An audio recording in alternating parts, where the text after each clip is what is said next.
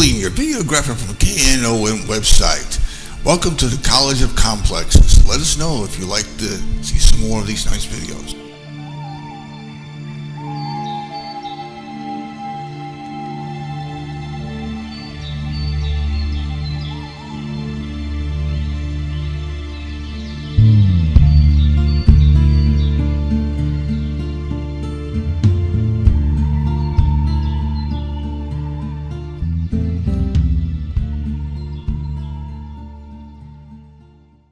Well, welcome to the College of Complexes. This is our 184th meeting since we started in 2009. This actually started in Chicago in 1951 for the purpose of solving all the world's problems. They're still working at it. We put a speaker on every week. We give them an hour to make a presentation. And if anybody interrupts the speaker, remind them that we only listen to one fool at a time. That's one of our rules. After the speaker is through giving his presentation, then we have questions and answers, not speeches, from the audience. And then we have remarks, rebuttals. Everybody in the audience gets 5 minutes at the podium that wants it to respond to what the speaker said, for or against. And then we give our speaker the final say. He gets to comment on the comments and close the meeting. So before I start this thing, are there any announcements? Anybody have any announcements? Now's the time. If you have an announcement you want to make. I don't have any details. Oh, nothing? Any announcements? Nothing? None? I can't believe it. None. Usually we have announcements. George, you got any announcements? No? All right. Okay, well, next week we have Rick Hancock. He's going to talk about the key to democratic success in Texas. He's a radio announcer, was, and ought to be good. The following week, June 15th, we'll have meeting number 186. It'll be Revolution of 1968. That's Jim Love. He's a semi-retired teaching math at the local community college. He'll be talking about that. That'll be interesting. So if you haven't got the literature, it's on the table over there. So tonight we have, I got to get his name here. I got it on a card. Anyway, we had Joe Jennings. I met him in Dallas, for the capital, Austin, and he was with the LaRouche group, and he had me put on Craig, the people that you see on the hit list here for tonight. And last minute his car broke down, so he called me and said he was going to send somebody else. And somebody else he sent is sitting right here, and that's Ian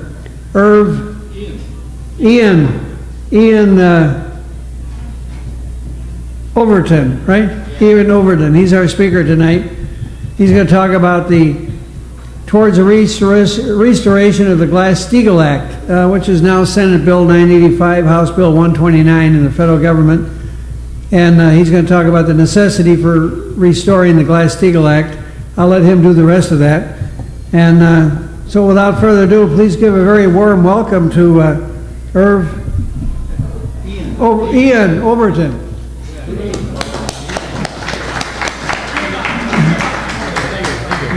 Good to be here.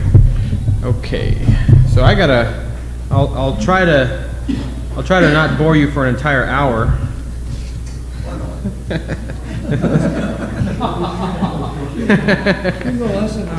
So let me get my notes here.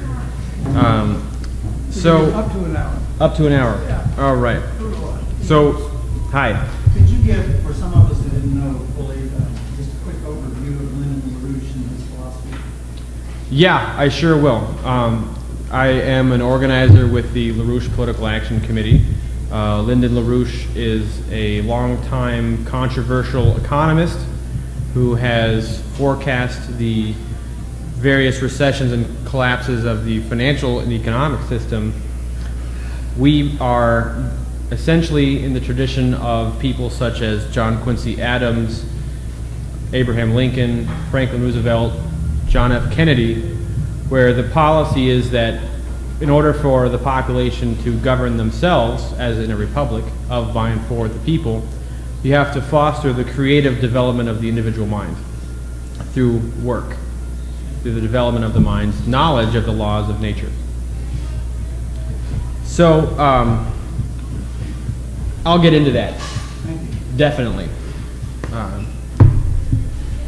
What I was going to talk about today is something that people I'm going to tell you some things that may shock you. Hopefully they won't surprise you, but I'm going to present a perspective on history that is being denied in some of the highest offices of the country, where people, it's not that people can't understand what I'm about to go through, but oftentimes because of the intensity of what I'm going to go through, they do not always wish to understand. And therefore I would remind you of the importance of something that President John Kennedy said, of political courage, of the importance to actually, in a group of adults, we have to have the courage to actually face up to the truth and reckon with it and wrestle with it, because even an ounce of truth is worth much, much more than a ton of lies. So, but as a preface, I want to take a poll. Who here has heard of the Glass-Steagall Act? Everyone, pretty much? People are familiar with it? Yep. Okay. Okay. For anyone who isn't, I brought a diagram. It's a little messy because we use this out in the organizing all the time. Glass-Steagall, or Steagall, is the Carter Glass and Henry Steagall. This is the policy that Franklin Roosevelt got passed in 1933, which canceled the bailouts of the Great Depression. And it was repealed in 1999. Not all banking is equal. Not all banking is the same. There's two broad categories that are identified here.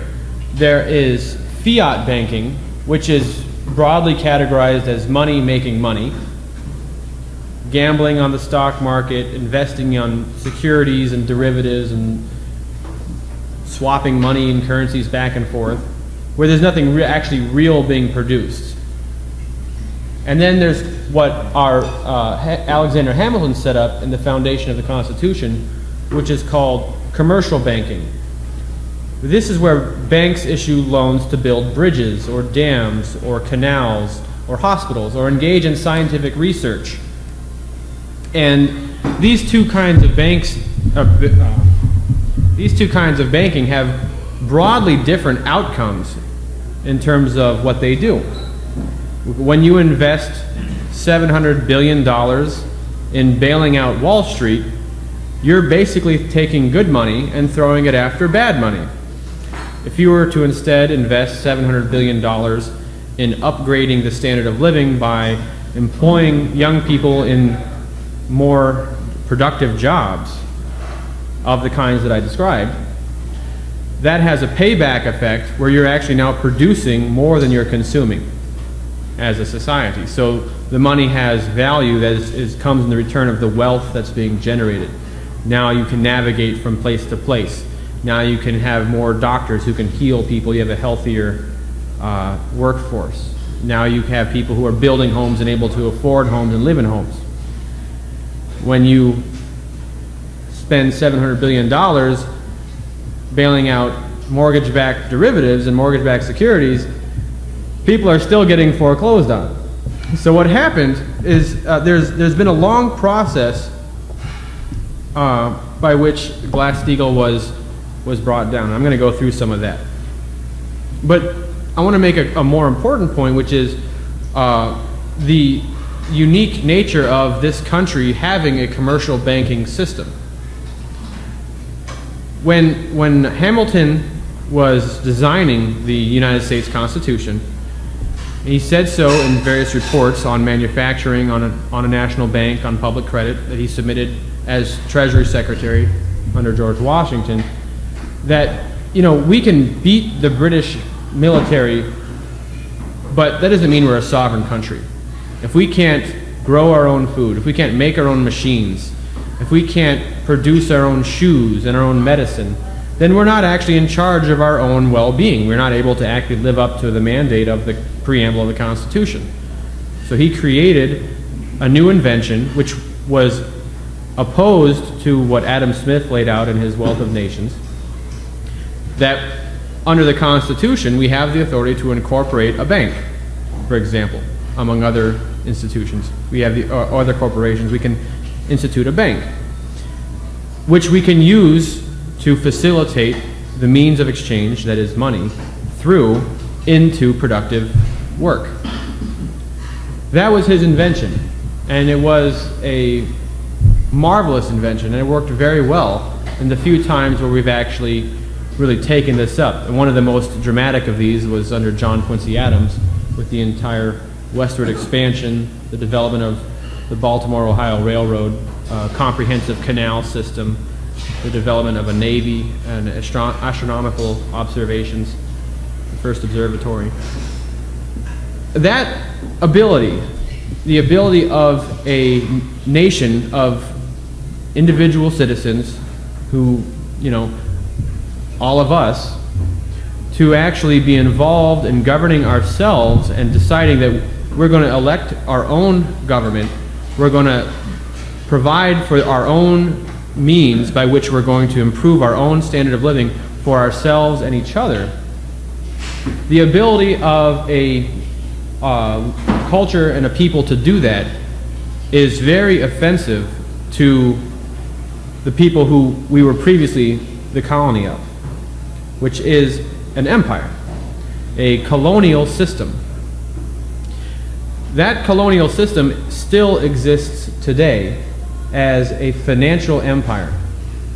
And we have a problem today, which is that the people who are currently in charge of our government are more loyal to this financial empire than they are to the preamble and the subsiding Constitution.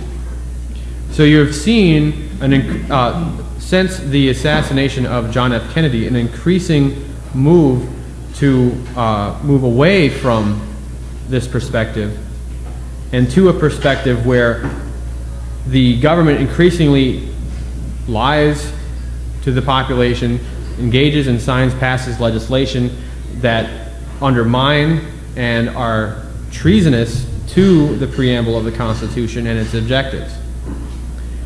And this has come now to a point at which we are on the brink of a situation where humanity might actually extinguish itself. A collapse of the global financial system currently underway, which has as its intention the effect of reducing the population of the planet by the order of several billion people. This is a policy which is already being put into effect, has been in effect, and you're seeing it in the continent of Africa, you're seeing it in Southwest Asia generally, you're seeing it in the continent of South America, you're seeing it in our inner cities, you're seeing it very emphatically in what's been going on in countries like Cyprus. And I'm going to get into that because this is an explicit and stated intention. There are a small number of people, several, I don't know, maybe 1,000 families or so, who think that they are the, self-anointed gods of Olympus, that they have the right, because of their money and their situation, to rule over the rest of us as if we were their serfs. And this is abhorrent to the actual nature of mankind, obviously. Now, these are things that have been openly stated by people such as the Queen of England, Prince Philip, people who work within their so-called scientific institutions, like Schellenhuber, who is a very respected person among their circles, David Attenborough. They often talk about it in terms of environmentalist policy, but anyhow, what does this have to do with Glass-Steagall, you ask? Well, if you want to actually take and transfer the political power in this country away from a small group of people who think that they have the right to all the money and bring it back to the people, actually all of us, then you have to actually have laws that regulate the flow of money so that it goes in the direction where it will actually have value.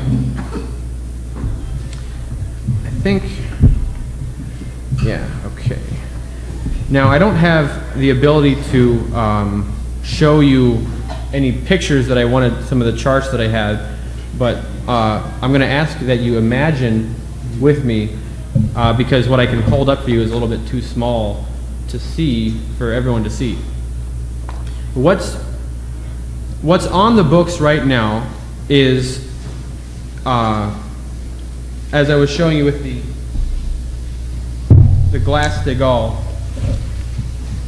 what's happening is that for the last 40 and 50 years, we have been taking the actual physical infrastructure, the physical agriculture, the industry that supports a productive, gainfully employed society, and we have been looting that. We have been taking it out of the country, moving it to sweatshops and maquiladoras all over the planet, and we have relied instead, increasingly, upon the trading of what they call a financial industry as the means by which we can afford to import all of these finished goods, which they then sell to us, which is then sold to you and me as consumer goods, finished products. And on top of that is a bubble of gambling debts, where it used to be that you could invest in a company and you would say, well, I like General Motors, or I like, Edison Electric, or whatever it is that you like, and you want to invest in that company, you want to buy some of their stocks so they have some money to increase their physical capital. Now what they do is they actually have people gamble on the future value of stocks. So, for example, what was happening during the mortgage bubble? They were selling these mortgages, which were subprime. They were understood that this is a mortgage which probably cannot be paid back. And they would bundle these mortgages up, maybe 100 mortgages, into what was called a security. And they would take these securities, these mortgage-backed securities, and they would trade them around, assuming that the people who had the homes were going to refinance them and the value would go up. And then they would have these other people who would bet on that future value and trade that bet around back and forth. And that is called a derivative. It's a assumed value that is derived from something else, which doesn't actually exist. The assumed future value of a mortgage-backed security or some other financial instrument, you derive from that another value, and you say, I'm going to trade this around as if I can cash this in whenever I want. And that's a derivative. Currently, the amount of derivatives on the books that are known is on the order of about $700 trillion. This dwarfs dramatically the global gross domestic product, which is only about $70 trillion. Or the U.S. gross domestic product, which is about $15 trillion. And this is what we're expected to cover. This is what top banks like Goldman Sachs, Citigroup, Bank of America, as well as European banks. Oh yeah, Wells Fargo. This is what they are saying we must cover. We must pay off through sequestration, budget cuts and austerity, quantitative easing, which is money printing from the Federal Reserve. We must pay the banks to make sure that their derivatives do not collapse. And the effect of this is, in real terms, a continued collapse of the actual living standards of the population internationally on the entire planet. Whether you're talking about Dallas, or you're talking about Singapore, the overall net standard of living has been collapsing steadily for several decades. Now, this reached a break point in 2007, and you saw the blowout of Lehman Brothers, AIG, Washington Mutual, whole other host of institutions. But instead of saying, okay, let's sort through the books, let's look at what's actually a legitimate asset, like a commercial asset, an actual mortgage, a teacher pension program, someone's savings account, like we did under the original Glass-Steagall Act, like Franklin Roosevelt did. No, instead what we did is we initiated the Troubled Asset Relief Plan and other acronyms to say, no, we're gonna keep these institutions afloat. So you had a whole host of bailouts. You had backdoor currency swaps going on with the Federal Reserve. This is still continuing in the form of quantitative easing, where there's whole new rounds of money just being printed, which is given to these banks in case they have another credit crisis and they have to try to actually sell some of their worthless paper. So in 2009, at the G20 summit in London, the group of 20 leading industrialized nations, the newly elected President Obama met, and people have seen the pictures of him and his wife, really hugging the Queen of England and Prince Philip. They made an agreement, and the agreement was formally called, let me look at this here. They established a financial stability board in April of 2009, these countries, where they, in the charter, they developed a concept called open bank resolution, or cross-border resolution. When you have these multinational banks, these enormous banks that have holding companies all over the planet, they realize that bailouts have become politically unmanageable, that people don't want them. The people realize that this is not a solution. And so what was established instead under the Financial Stability Board was a concept called open bank resolution, whereby instead of having a bailout where governments would print money and give the money to the banks, they would instead have a bail-in, as it was euphemistically called, whereby the depositors in the institution would have their assets seized to keep the bank open. And this, under the FDIC, the Federal Deposit Insurance Corporation, there's a limit. It says, okay, up to $250,000 is insured. Everything above that is unsecured and can be taken in case of a bank failure. And but that's, so you think, okay, well, I'll be safe because that's not going to happen to me. I don't have $250,000 in a bank. But what happened is very interesting.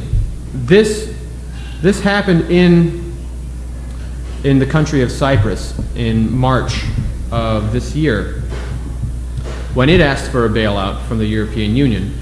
And under the policy of the IMF, the European Central Bank, and the European Commission,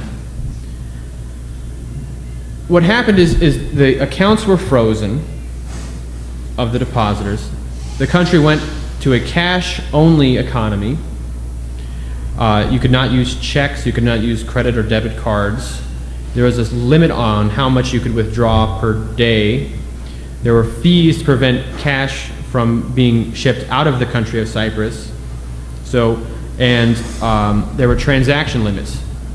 I think it was something like 100,000 euros a month or something like that. So hospitals or other large businesses that have a heavy load of transactions were really hit hard by this, as was the average person. And in the course of the open bank resolution, everything was taken from these people. Their unsecured portions were seized outright, and a lot of the insured deposits were turned into worthless bank stock. This also happened in Spain, where people who had preferred stock in Bankia, or Bankia, I think is it's pronounced, their deposits were transferred into stock, and the preferred stock was then transferred into common stock, and it took an immediate hit, and then it went down all the way to 0.1% of its original value. But here's an interesting, so the concept of open bank resolution is also known as theft. It's also known as a policy of economic genocide, a policy of killing people to perpetuate a system which is an imperial financial system, or an empire system, an empire of a cartel of banks, to actually reduce the population, as has been explicitly stated. And this is something that we have to actually stop, because when Obama, as the new president, made an agreement at this G20 summit, he ended up pushing the other policy initiative that he has succeeded in passing through the Congress and Senate.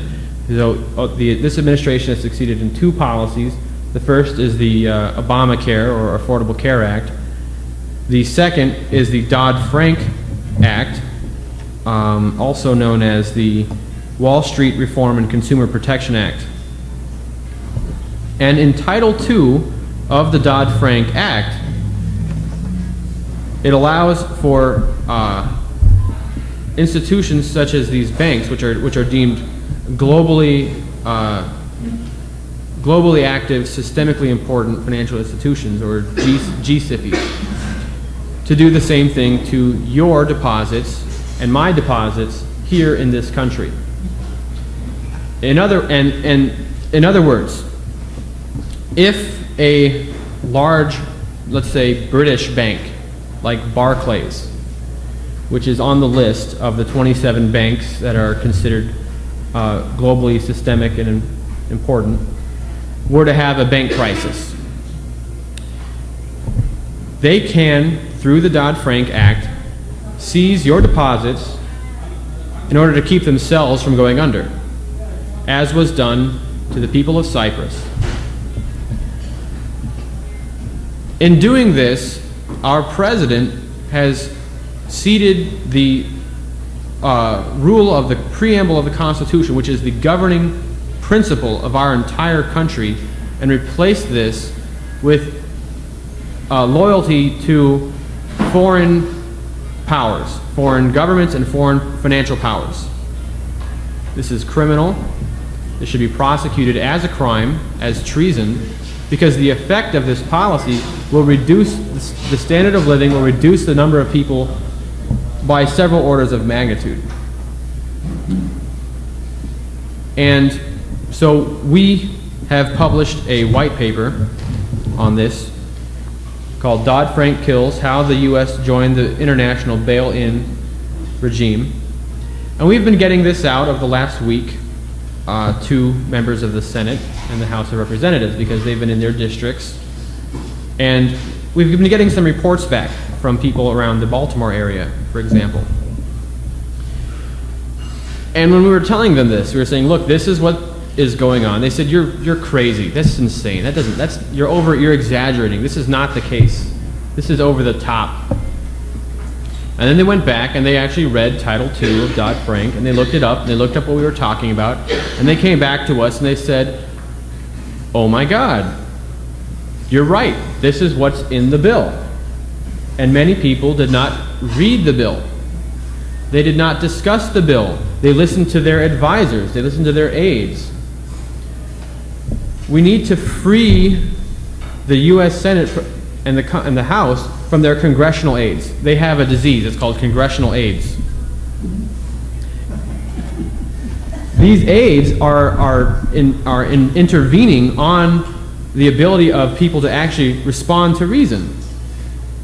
Now, but maybe they didn't know. Maybe this is a failed policy. Maybe they just aren't.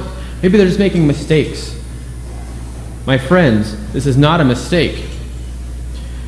You have it's known that there have been groups of people who commit very heinous crimes against humanity. And many of these are have very respected names, like Rockefeller, Carnegie, Rothschild. These are not, there's a whole list of names. Greenspan. So, oh yeah, Kissinger's right up there, yeah. Oh yeah. And so this, it's often the people whom important society deems beyond reproach that are the people who are committing some of the most egregious crimes by controlling the money supply. So, with Glass-Steagall, we are going to tell these people with their $705 trillion of derivatives that we're separating their money into a category which we can call trash or recycling. And we're going to open up their books, and we're going to find the minuscule amount of assets that are actually legitimate because they're tied to the work of society. And we're going to say you have a choice to make. All right, two paths diverge, and the less traveled path in this case is the one called the commercial banking system. Would you be so kind as to pass me my tea there? Thank you.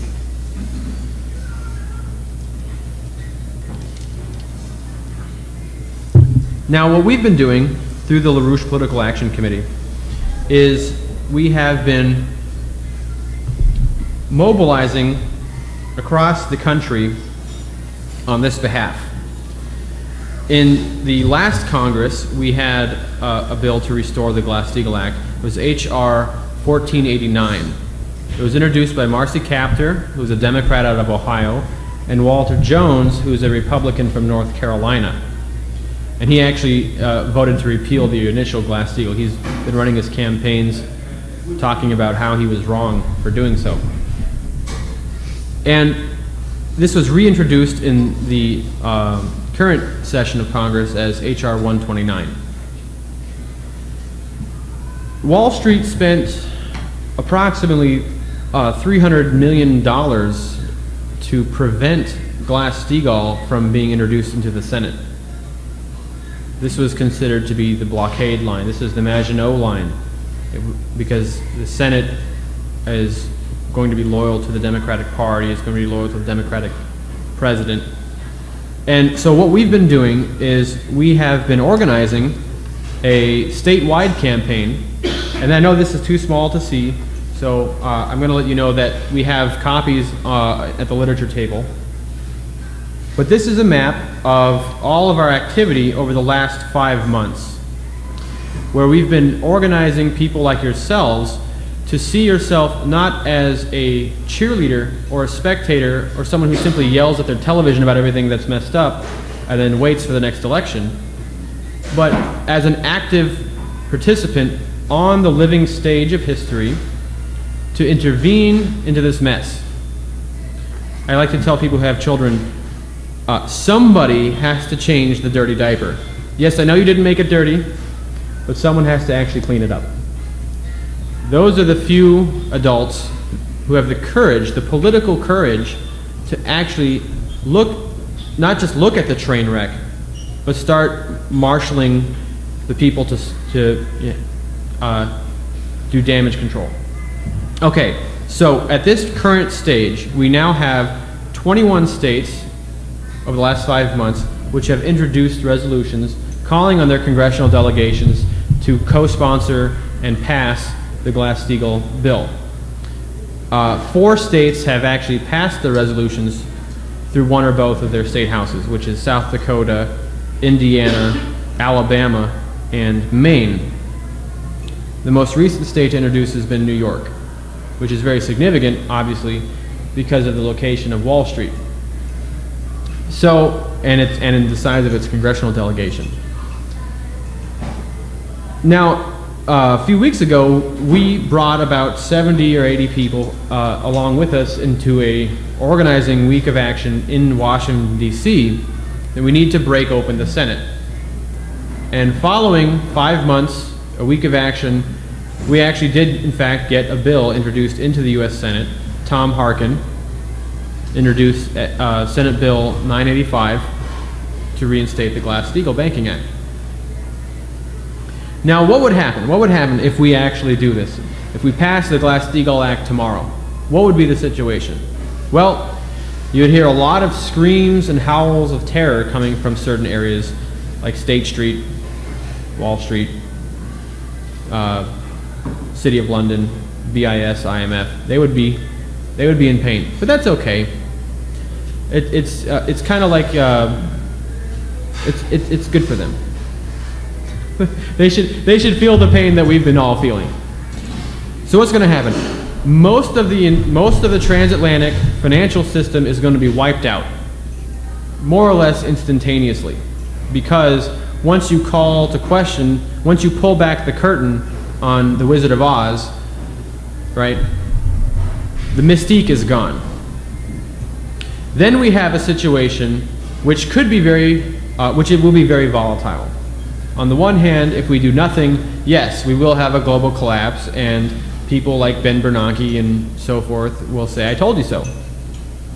However, if we continue in the tradition that Franklin Roosevelt initiated, for example, in his first 100 days, where the Glass-Steagall Act was simply one of the first things he did, over the course of the next 100 days, if we actually restore the sovereign credit function of the United States as the Constitution allows for and the Supreme Court has upheld, and then launch the largest science-driven and infrastructure-driven employment program we've ever seen, we can in fact be on the road to a real durable recovery.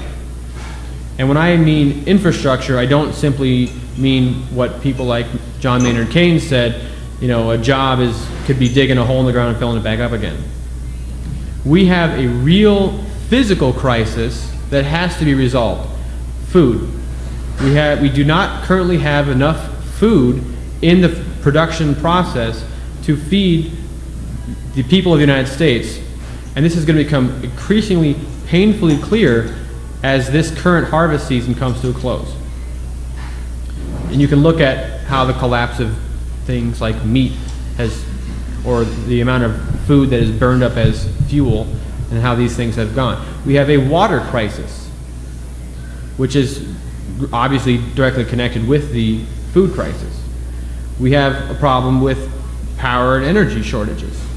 We have a problem with the underproduction in the hospitals, medical, doctors and nurses.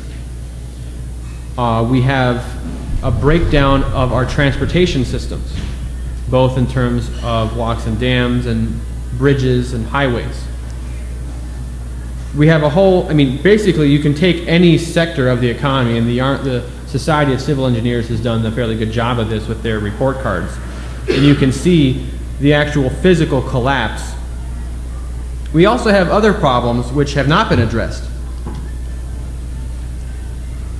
such as the mile-wide asteroid which missed us by about 15 lunar distances on Friday, or the one which did not miss us over Chelyabinsk in Russia about 3.5–4 months ago. When that small one, about 15 meters, more or less from here where I'm standing to the car outside, when that loose pile of rubble came into the atmosphere, it exploded with a force many factors larger than the bomb which fell in Hiroshima. So, because of the speed at which it was moving and the density of their atmosphere compared to interstellar space. We are currently not funding NASA's ability to look for things like this. We know that about 4 tons of matter falls to Earth every single day, mostly in micrometer-sized dust, but there are in fact larger things that are there and which impact us. Getting a little feedback here on this mic. So we need to actually employ people in work programs of the scale by which we would solve these problems. We would develop the technologies to address these problems. And this is not, the ability to do this is not unknown. There are projects which have been on the books since the time of Kennedy, and his brother Bobby Kennedy actually sponsored a bill in the Senate to build something called the North American Water and Power Alliance, which is a continental water management system that would divert an additional 72 million acre-feet of water into use by harvesting rainfall and runoff from the northwest coast of the continent and bringing it over the continental divides, mostly into the southwest states, from Texas through California.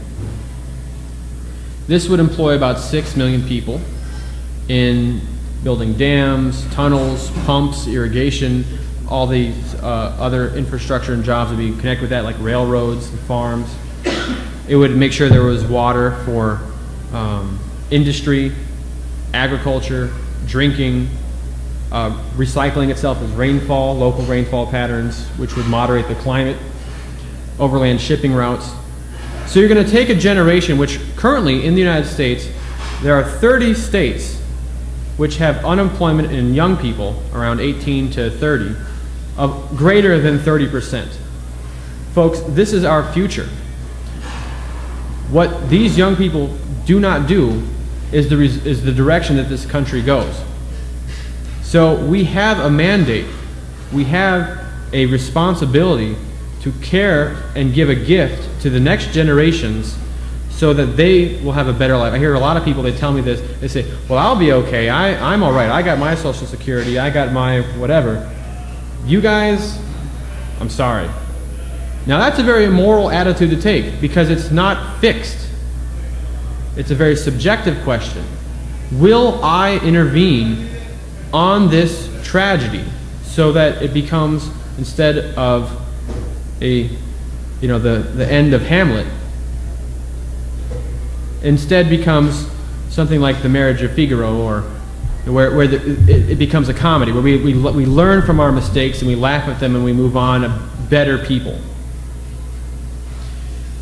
That's what I am here today to ask you guys, all of you, to be a part of, in organizing a change in the policy to reclaim the sovereignty of this country from a foreign financial apparatus which says you and I are too small to survive. If we move quickly and decisively with courage, yes, we can in fact deal with this crisis. It is manageable, even though it is large. But the will has to be there, and we have to be able to face this. That, I think, in essence, is what I wanted to talk about. So I'll stop there, and I'm sure I might have missed something, but we can take that up and be back and forth. So how does this work? Stay there and answer your question. Okay, I can say, okay. Who's got the first question? Oh, this guy over here. You ever heard of Powell Memorandum? Say that again? Have you ever heard of Powell Memorandum? The Powell Memorandum. No, I have not. You need to look it up. Okay. Is that P-O-W-E-L-L? Yep. Alrighty. I'm done. Not going to let anybody speak until they get the mic. He asked me if I ever heard of the Powell Memorandum. That's why we have another mic, so we can hear questions. Who else wants to? He needs to look it up, doesn't he, George?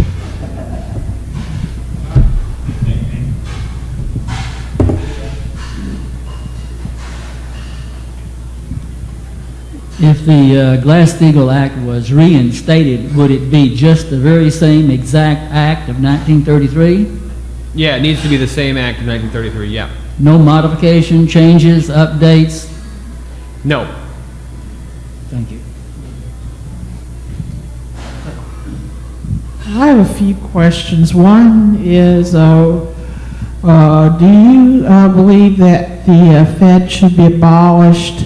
Another is, would people who bank at credit unions, as I do, be subject to having bank accounts either seized or rendered worthless? And my third question is, do you think that all our financial needs could be served by credit unions? Okay, yeah, I'll take it in order here. Absolutely, the Federal Reserve doesn't need to exist. What we had, the best form of a national banking system was the Second National Bank, as it was directed by Nicholas Biddle and used by people like John Quincy Adams. So what the Federal Reserve engages in, sometimes called fractional reserve lending, but the basic concept is that the debts that they issue are not accountable to the Constitution. They're not accountable to the concept of the general good or the general welfare. So what we need to do is create, instead of a Federal Reserve, we should actually, the way a national bank would work is the directors of the bank would be in consultation with the president and the Congress and people who are leading an industry across the country. What do we need to undertake to actually improve the standard of living? And as it worked, for example, under there's a really good book called Nothing Like It in the World on the Transcontinental Railroad, Stephen Ambrose. And the way it worked when Lincoln, when he had his National Banking Act in 1864, yeah, thanks. Yeah. The Congress was issuing bonds which were used to facilitate the building of the rail, and the actual commerce that was generated by the building of the railroad was able to pay off the bonds. So what you do is you set aside, you don't like, for example, you don't tax your population as a means of generating the infrastructure, because oftentimes this takes 5, 10, 15 years to build. You set it aside as a separate, or what's called a capital budget. And people can get in on that if they want to. Businessmen did that, they can do that, that's fine. Now, as far as your other two questions, when I was talking with, I'm from Alaska, when I was talking with some of an aide from Congressman Young's office up there in Alaska, he was telling me, he said, look, our credit unions and our state banks, they have to actually, in order for them to feel confident that they will loan to a gravel company or some other company, they want to actually securitize those loans on the market, because they can't necessarily guarantee that company is going to be here a year from now, which is so crazy because the situation is so unstable, yet they still talk about the recovery around the corner, blah, blah, blah, right? So, in fact, our local banks are on the hook because every bank now is forced to be globally competitive. They're forced into a situation where they need to stand on the same field as the top international banks. Now, and if those go under, these guys have no qualms about going in there and doing whatever they want to do. I mean, they're bloodthirsty. Now, if we were to have from the top down a national credit system whereby people and industries that want to actually be productive and contribute to the productive improvement of the country want to get the credit to be able to facilitate that increase in the standard of living through the work the businesses that they loan to, a credit union will be just as fine in doing that as another bank. Yes, I have a question for you. Yes. You seem to have said the Fed is not needed. I believe I understood you correctly. And I got a question for you. Since we've had a Congress with fiscally have not done anything, what type of situation would we be in today, inflation-wise and so forth, if Bernanke hadn't done his quantitative easing and keeping the interest rates down? Yes. So the only options that were allowed to be discussed was quantitative easing versus total collapse of the system. But when you're offered a choice between arsenic and cyanide for dinner, my response is fire the cook. And that's what we should have done. Instead of being forced to choose between two bad options, instead what should have been done is we should have immediately restored the Glass-Steagall Act and said all of these things that the Federal Reserve is bailing out are worthless, or 99% of them are worthless. So we're not going to bail them out. It's okay if a bank collapses. There can be new banks. There can be new management. There can be new investments into new things. We don't have to just keep the same thing going. Does that answer your question? Actually, not. That's okay. Okay. Well, Yep. How do you stand with respect to people like the Tea Party? I mean, do they have anything to offer, in your opinion? does the Tea Party have anything to offer, in my opinion? Is that what you asked? Yes. Okay. The Tea Party, what I would consider the Tea Party is to be another, prior to the Tea Party there was the Pumas, who were all about Hillary Clinton, right? After the Tea Party there was Occupy Wall Street. And I've seen a similar thing coming around some of these gun shows where you have people, the Second Amendment activists or the survivalist groups. To me, all of these groups represent a manifestation of the same thing, which is an intrinsic, visceral gut reaction against the problem. But the problem is that the way that they see themselves and what they're doing is to say, I'm against this.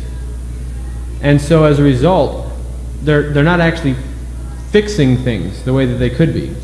So, and what happened with the Tea Party, I've seen this, and I've actually talked to people about, in many of these different groups, and obviously not every single one of them, is that lawyers came in, lobbyists came in, like Dick Armey and C. Boyden Gray, and other top people within the Republican establishment, as a party, came in and said, we're going to help you.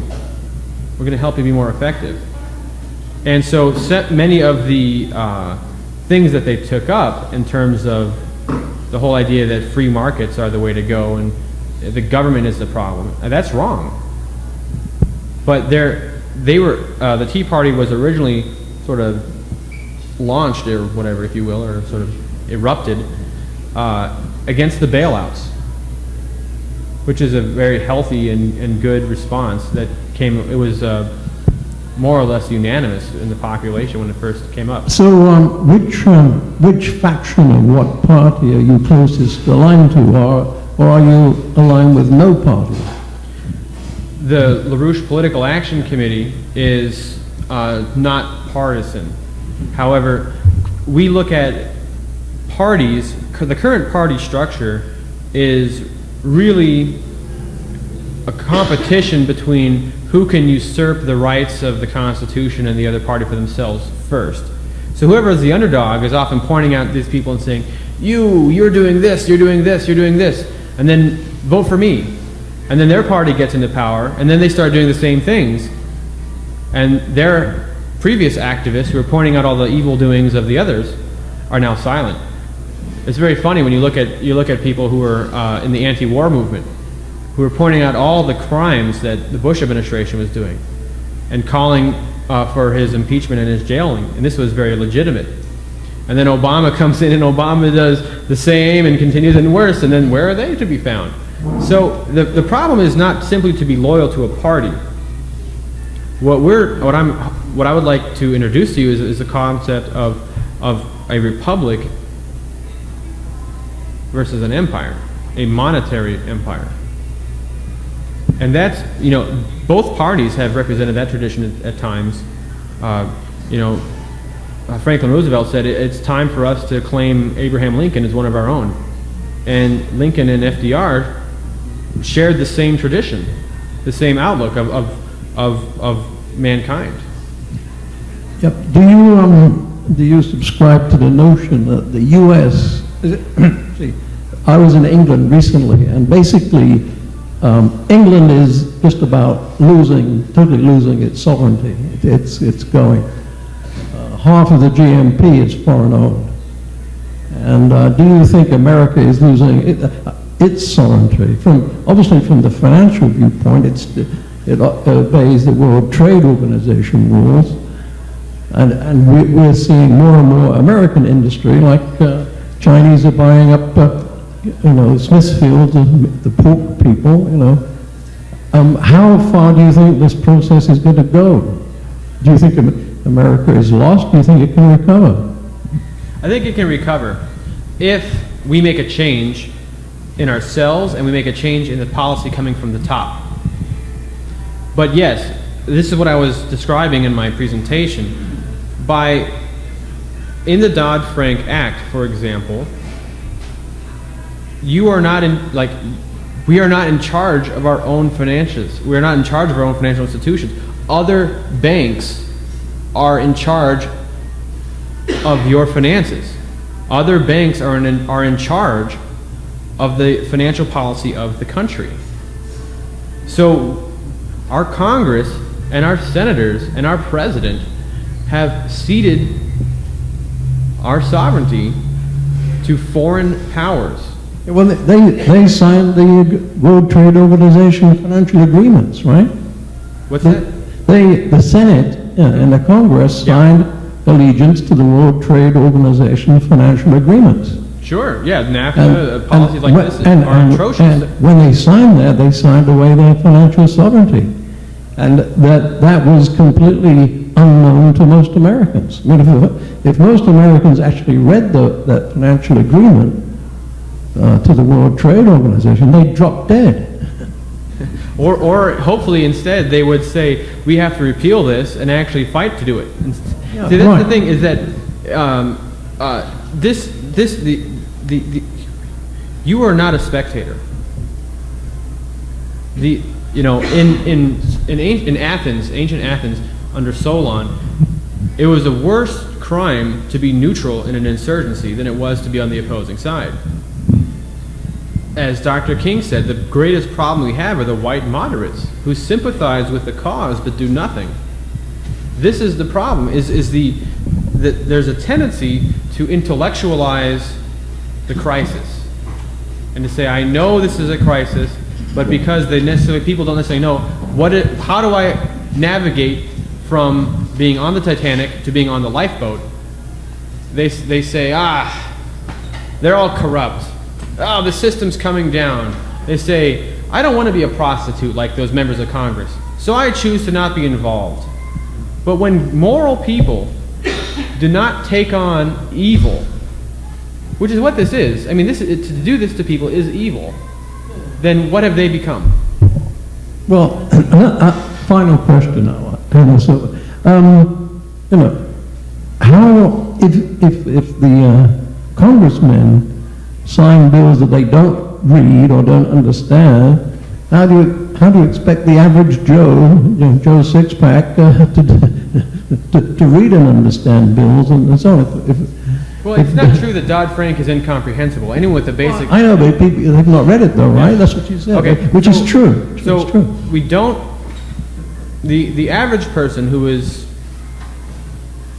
waits around and is political once every 2 or 4 years in elections.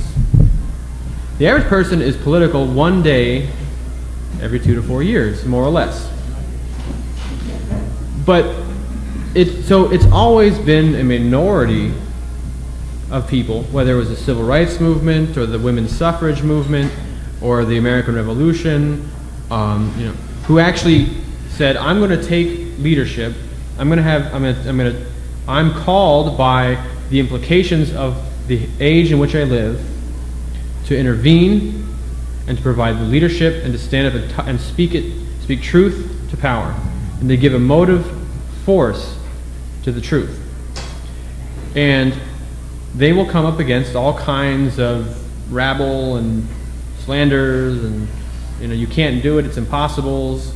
But it's that quality of living and thinking in the world you wish to see the people who will be born after you die, who you'll never meet in real life, and to live for those generations and say, I'm going to give them a gift. They are asking me for literacy, healthiness, happiness, life, liberty, and the pursuit of happiness. They're asking me, they're pleading with me, let me have these things so that I may continue to carry this forward. Are we so deaf and dumb and selfish that we will ignore that? I say no. And I will fight with people. I will say, how dare you? If you yourself will not act because you see around you those who refuse to act, what are you? What are you giving? How will history look upon the worthiness of your life? Thanks, Ian. This idea of the cult of money and the idea that happiness is the only value that we all should pursue seems to me to contribute to an economic breakdown. And there's a question I had about austerity. And I wonder if LaRouche has a plan for a New Deal type construct that would talk about not being leisurely or pleasurable or happy and so forth and making money as much as we can, but how we can actually contribute to each other the welfare of a country that's on the move and is more progressive in terms of taking more control of our lives, which I think is what the New Deal, in my mind, was all about in the 30s.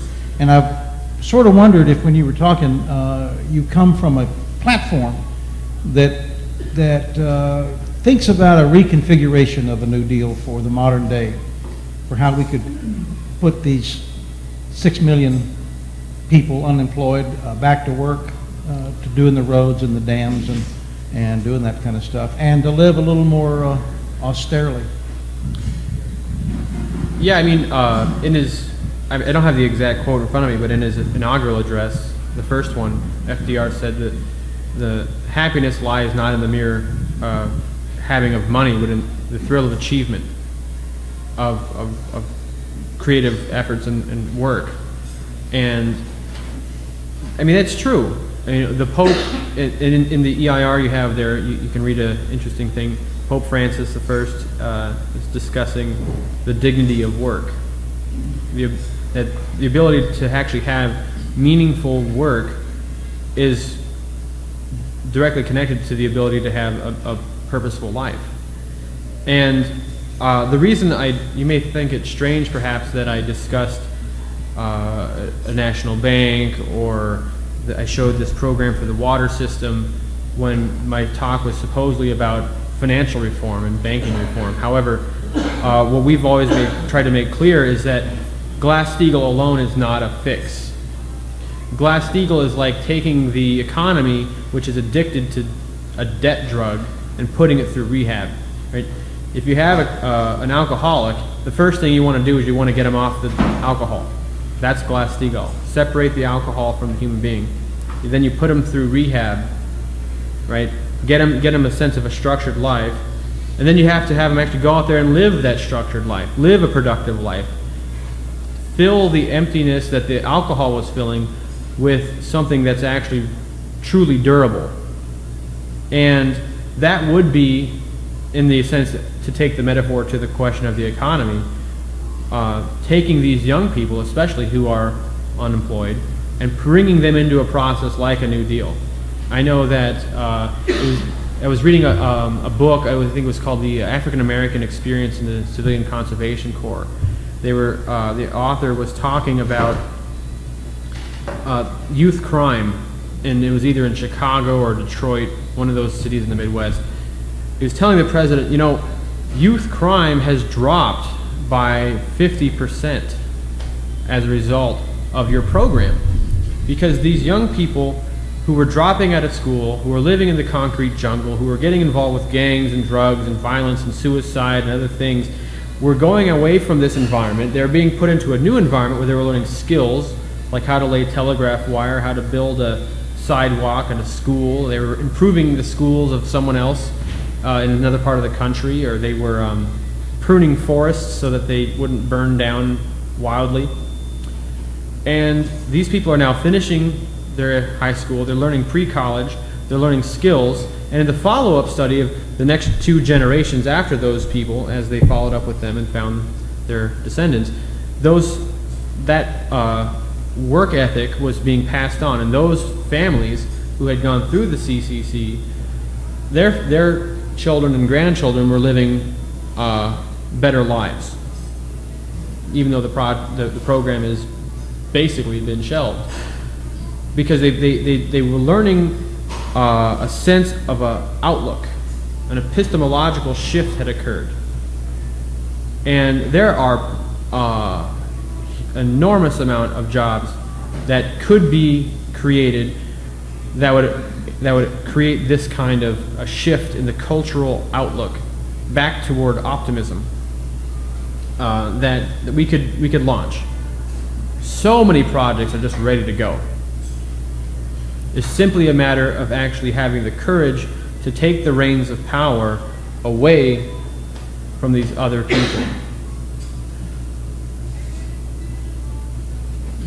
Ian, this is probably a little bit of hearsay on my part, but in regard to the housing subprime collapse in 2008 and the disaster of the banks and the whole thing that we all remember real well, apparently Ben Bernanke said that if Glass-Steagall had been in place, it wouldn't have made any difference. Mm-hmm.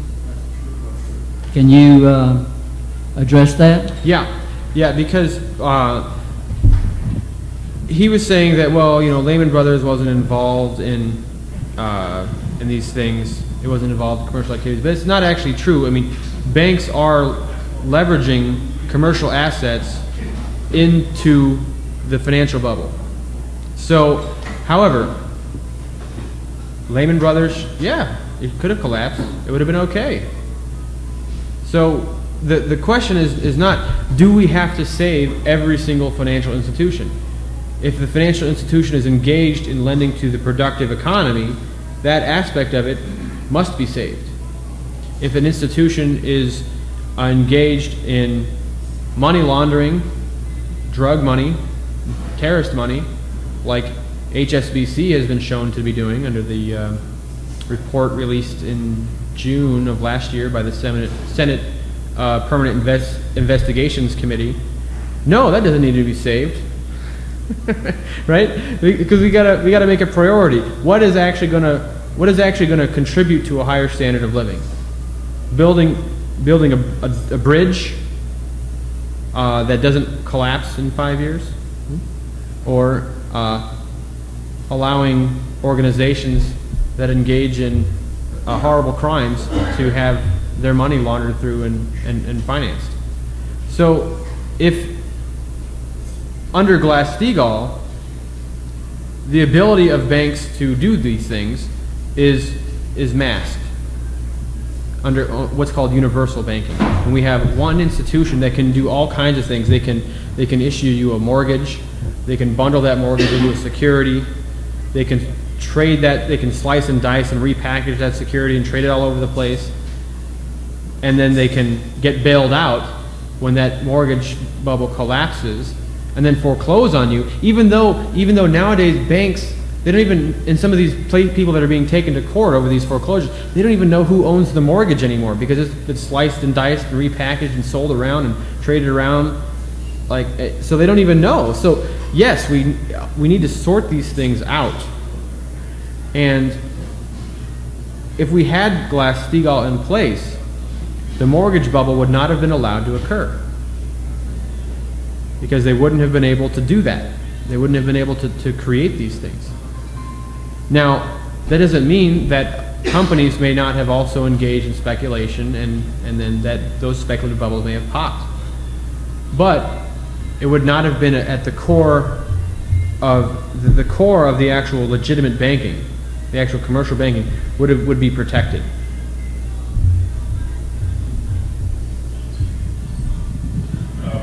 My question is, I agree with what you said the problems are. I agree with that. Your solution, I have some questions about, concerns about that. Basically, when I came tonight, I was expecting, what did Glass-Steagall prohibit? And my understanding of it, it limited what a bank had to be a bank. It couldn't be an insurance company. It couldn't be a brokerage company. Correct. And when it was repealed, then banks could be everything. Merrill Lynch could be everything. Insurance companies could be everything. And they did. And the fact is what you said about if the regulators had done the same thing that the Security and Exchange Commission did in 2007 and 8, or the Federal Reserve System did in 2000, before that time, Mr. Greenspan didn't believe in regulation. He was a disciple of Ayn Rand. So he didn't enforce the regulation, but he had enough astuteness afterwards to admit that he erred. And the members of the Security and Exchange Commission haven't made that commitment now. Mm-hmm. And so if you had people who didn't believe in regulation, didn't enforce them, then it wouldn't happen. But if they would do what they did when it was passed in 1935, but in 1935 we had the Federal Reserve System. And I think the Federal Reserve System is just as constitutional as the National Bank. The Constitution doesn't specifically speak to either one of them. But we have the elastic clause and implied powers in the Constitution that give Congress. Well, I wanted to ask him, my thing was, why didn't you kind of tell us what Glass-Steagall did? And so we would understand how it would fix the problems if it's reinstated. Well, I have this here chart, which I was showing. Maybe I don't know, I didn't notice when you came in. But yeah, you basically said it. It separates banks by what they do. Now, as far as some of the other things that you're bringing up,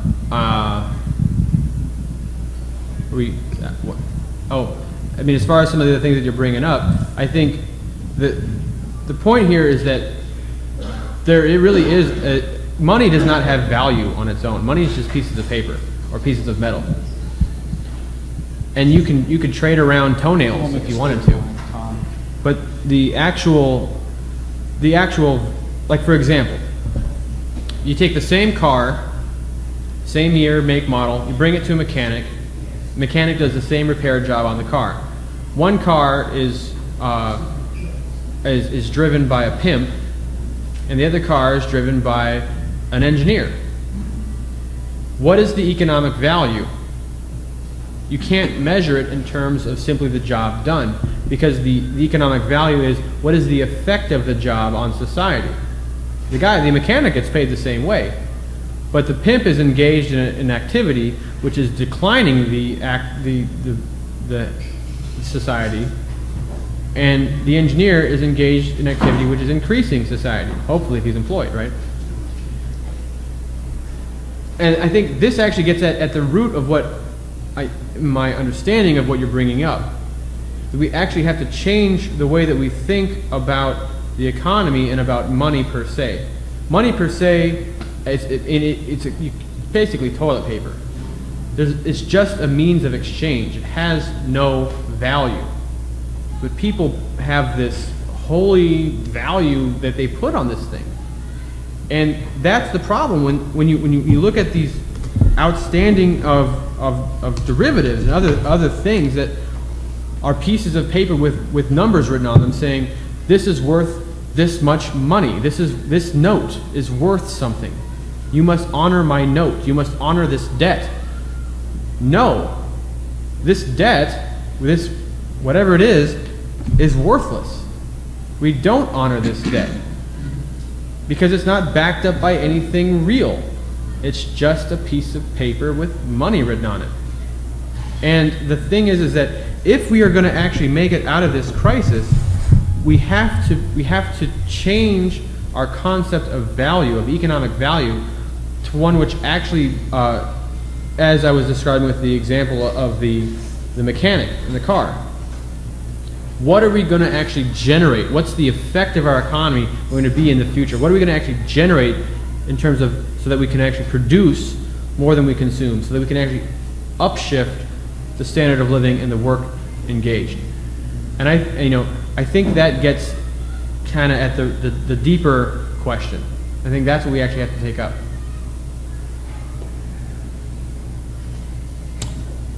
Okay, since Glass-Steagall limited banking activity to borrowing from depositors and lending to businesses or people, wouldn't that have stopped the Wall Street crisis?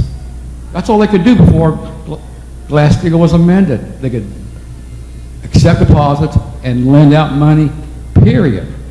Mm-hmm. Yeah, sure. Okay. I mean, there's no Wall Street's going to go over there and it's going to do its thing, and the real economy is going to be over here, and we're going to be protected from all of their contagions, and they can collapse and they can, go back to hell or wherever they came from. Probably is right. But on its own, it's not a solution, because it's hard to see. But if you actually look at the amount of actual commercial assets that are at least known to be on hand in these top banks, there's not enough actual commercial credit in circulation to support life as we know it. And as we know it right now, it's pretty poor. So we need to actually have the issuance of more credit in, which you can circulate as money, as pieces of paper with names on them, right? Numbers. You can circulate that, provided that it goes specifically to increasing the productive output of labor per capita and per, county, for example. And when you do that, you actually increase the productive output of labor, then yes, then we can get out of this crisis. But on its own, simply allowing Wall Street to go back to its origins isn't going to fix the crisis on its own. It's a necessary step. Yeah. Isn't the salient point about Glass-Steagall, why it was introduced in 1933, was the fact that there was a run on the banks and people were dragging their money out because they didn't trust the banks, and so the local banks were cracking. So the 33 Act brought out the FDIC so that there were insured deposits. Okay, so now what they wanted to do was separate out that insurance from these investment banks, which are, as you say, they're in gambling banks. Because what that would have, what Glass-Steagall prevented was the federal government backing, if you want, this gambling operation. And so when you did away with Glass-Steagall, you effectively said the government was going to back this complete gambling operation. So the whole banking system really has been corrupted, and as you say, and so you've had depositors' money being used as part of this giant gambling operation, and it's not surprising that given this laissez-faire attitude, the whole damn thing crashed. Sure. It was just a matter of time, actually. Yeah. There's a really good book out there called Wall Street Under Oath, which is being priced out of the market. If you can find a copy, I think they're usually selling for around $600 or $700, but you can get them by interlibrary loan. And Wall Street Under Oath is the summary written by Ferdinand Pecora, who was the special investigator for the Pecora Commission. And what he demonstrates in this book, 1932 to 1933 or 4, yeah, the Pecora Commission. And this is what actually led to one of the Rockefellers and another guy actually going to jail. Yeah, Rockefeller Sr., I think, going to jail. And he was showing how the securities market and the commercial market merging leveraging people's accounts into these securities. They would sell, they were doing some crazy stuff. I mean, they were having sugar securities for a South American dictatorship, and they weren't telling people that that's what it was, that the value of their assets were being backed up by a completely unstable government in another country somewhere else. So the whole thing was just a big mess. And I mean, Hoover's policy was basically a bailout policy. And so when I opened up, I was making the point that Glass-Steagall ended the bailouts of the Great Depression. It's exactly right. Yeah, if you he bailed out the bondholders.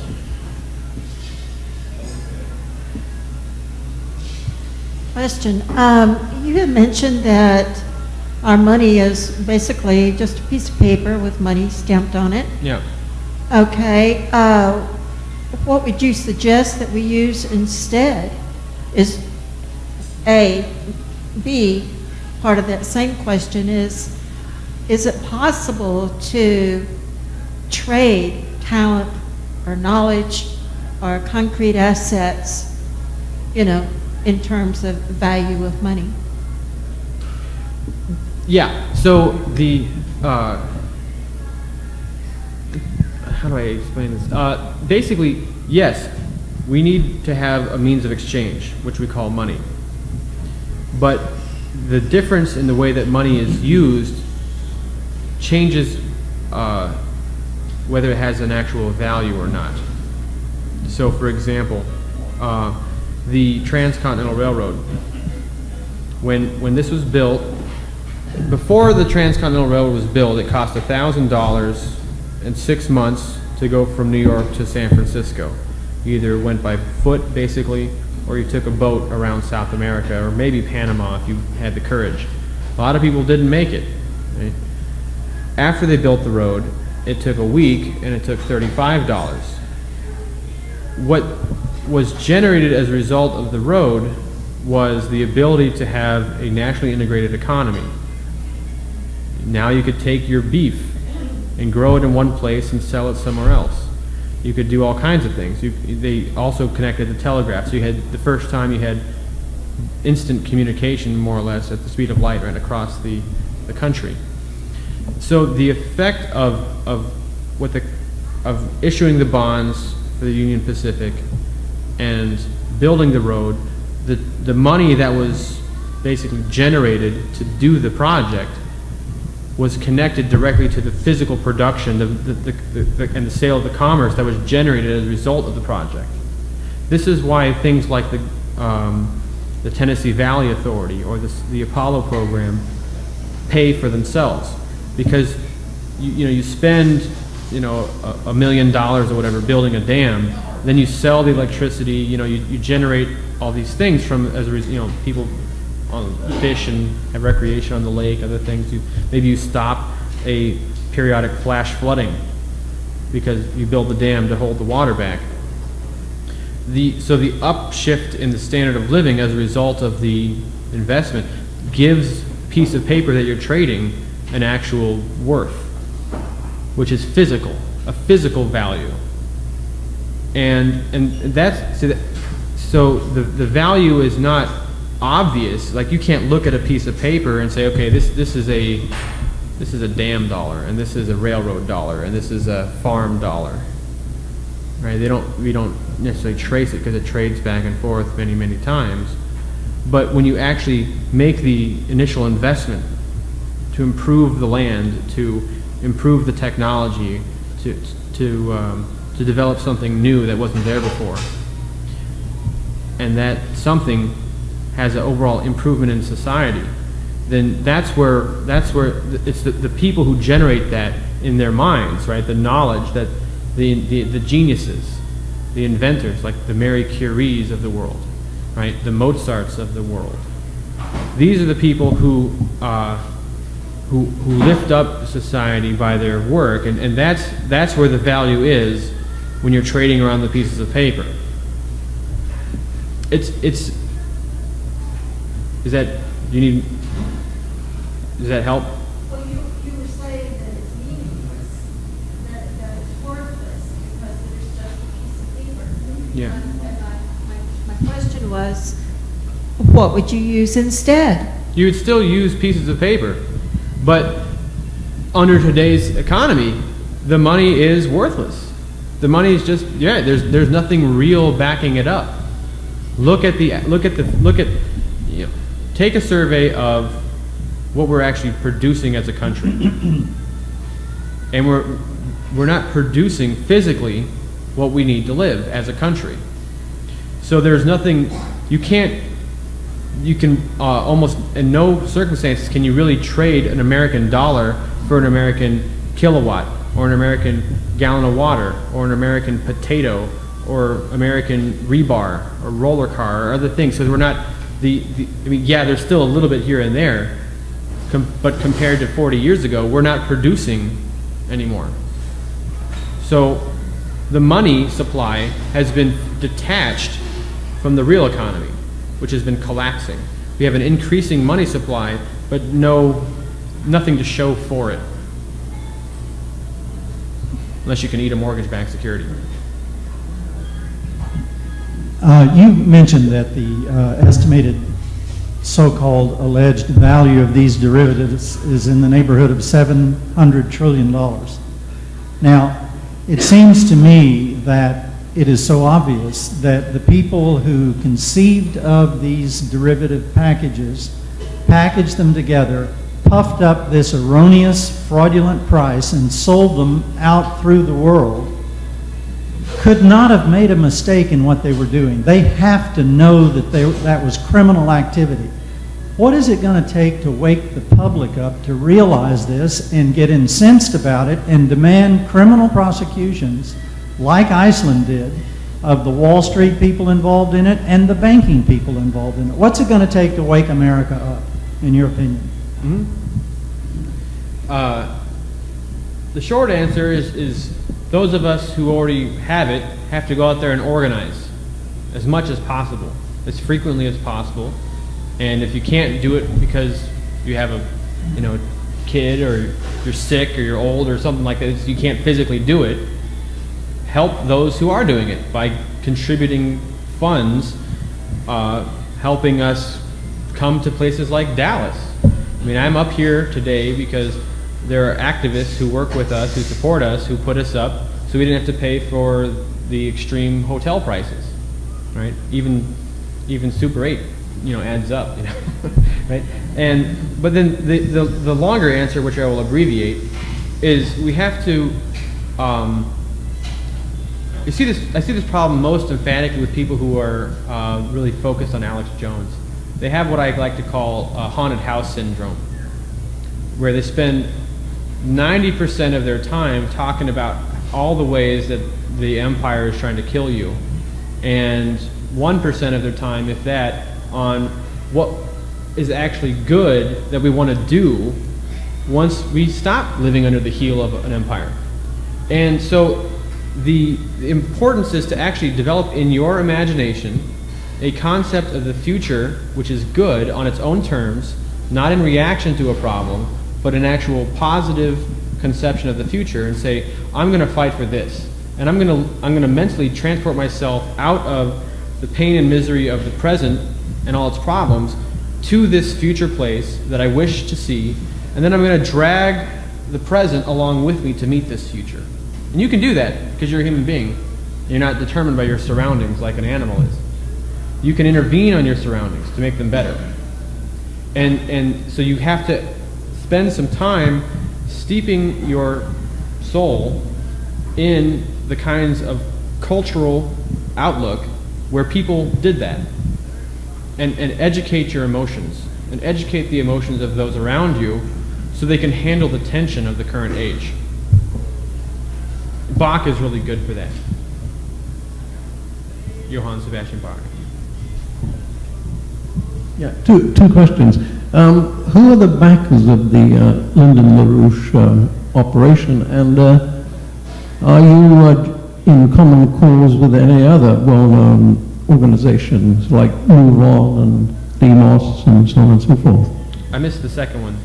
Oh, Move On and who? Demos, MoveOn.org, and etc. Are you going to join? Because basically, what I see is there is a growing and, to me, surprising upsurge of concern about the country, which is valid. And I don't see the political parties addressing any of those concerns. Yeah. But I do see a lot of a hodgepodge of various groups. Yeah. I know what you're talking about. Which are all very disparate. Now, really what has to happen is these groups have to join together in some way, right, to form a common front. Yep. And so I'm saying, are you doing that? Yes, absolutely. And so who are you doing it with? I mean, So, for example, the San Francisco Gate published an article a few months ago where Mark Meckler, who was one of the founders of the Tea Party group, met with, I think her name is Joan, I forget her last name, Joan, I want to say Rivers, but that might be it's not Joan Rivers, no, Joan someone. Her name was Joan, I remember that because that's my mom's name. Okay, Joan, who was one of the co-founders of Move On, and Mark Meckler, who was one of the co-founders of the Tea Party, met at her apartment in San Francisco or Sonoma or wherever it is that they met. And they talked about a whole host of things, and the one thing that they actually agreed on was Glass-Steagall and the need for its reinstatement. Because the LaRouche movement is not an ideological movement. We're not driven by opinions. We're not driven by this, I love this, and I'm going to fight for this. I'm going to fight for Glass-Steagall because I just like it. We have to get away from that. That's like the party version of thinking. This is my flag, and I'm going to fly it no matter what you say, right? We have to say, well, what is actually physically necessary to coincide the laws of society with the actual natural laws of the universe, which tend toward progress?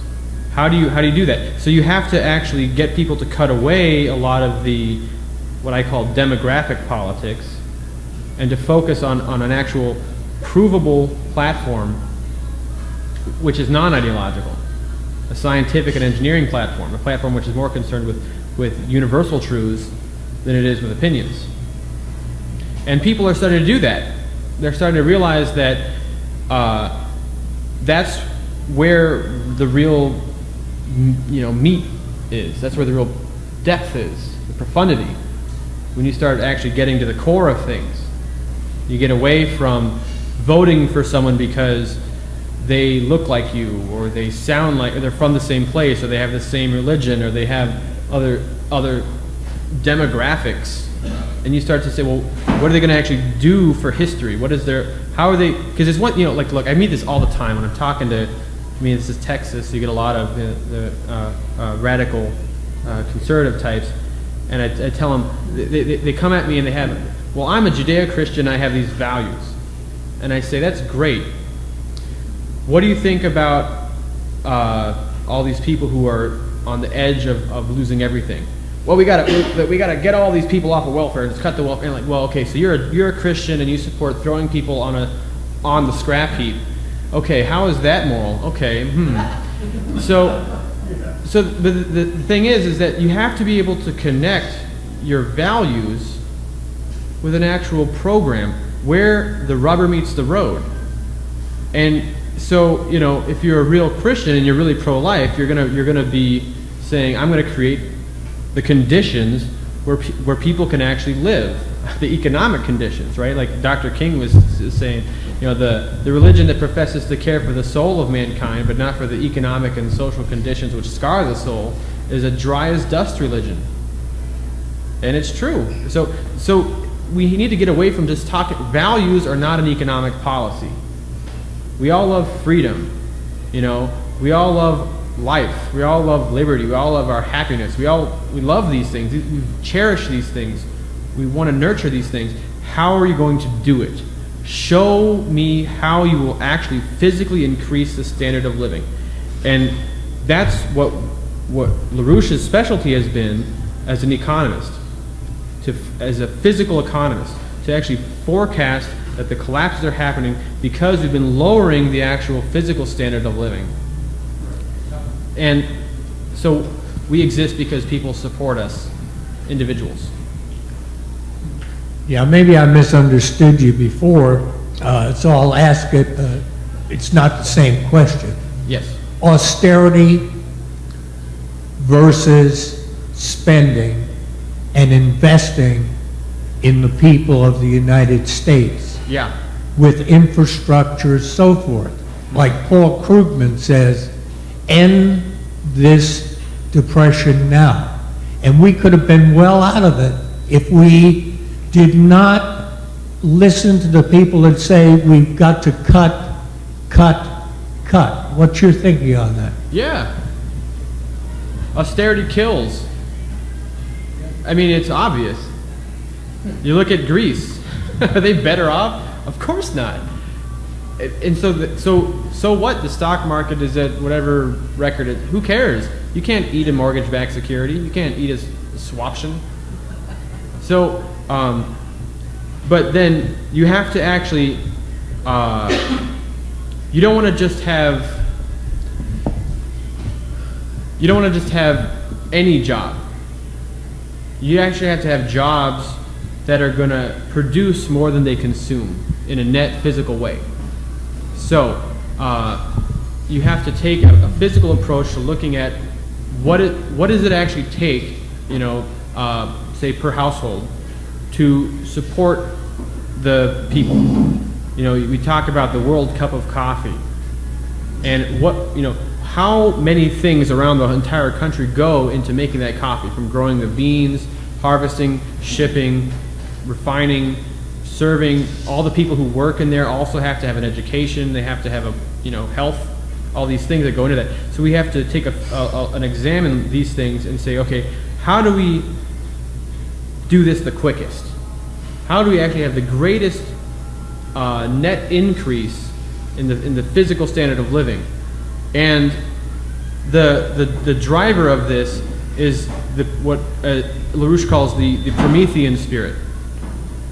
Prometheus, the bringer of fire. And if you read Prometheus Bound by Aeschylus, he didn't just bring fire. He taught mankind astronomy, farming, housing. They were living like ants under Zeus. And he brought them out of that, right? He made them dignified. He gave them imagination. He took away from them the fear of death. Right? It's a beautiful play. We need to foster a generation of geniuses. There are not enough people in this world. We need to have all these people who are dying from malaria and other preventable diseases in Africa. How many of them could be the next Einstein? How many of them could be the next Helen Keller, who shows us that we are more than our flesh? So we need to promote that, 100%. Yeah. Okay, you talked about the various crises that you see that are imminent, food, water, energy, etc. I think where the most salient issue in regard to Graham-Leach Bliley and Glass-Steagall is the retirement crisis, because when Graham-Leach Bliley was passed, 1999, that was in the infancy of the policy of companies going to 401ks from defined benefits. Now, it's very heavily tilted in that 401k investment, retirement investment. People my age and younger have no savings, and they have no 401ks either. Yep. So many of them don't, because they're borrowing against it. They're borrowing for their kids' college. They're borrowing for homes. They're borrowing for any number of expenses that they have to face. So in terms of this, in terms of savings banks versus investment banks, back then in 99, you had a certain number of people that had savings accounts. Now, their savings are their investments. So Yeah. I think that that's a totally different world fundamentally now than then, or especially now versus 33. What is the solution now? I mean, I think that the current implementation or the implementation of past Glass-Steagall might have to be somehow tweaked to meet that or to face that retirement crisis. What are your thoughts on that? Yeah. So you can look at the first 100 days of Franklin Roosevelt's administration. And yeah, one of the first things he did was Glass-Steagall. The economy didn't really begin to have a real, where people were getting off the welfare doles and able to build up what you might call a savings until the Works Progress administration. We really had, where we really started to really produce a lot more. And then with, the arsenal of democracy, it wasn't a war that actually, that was just a thing to do. It was the industrial gear up, the work. Right? It was also the decimation of our competitors too. Well, the point that I'm getting at here is that today what people are doing is they're being forced to fight over breadcrumbs.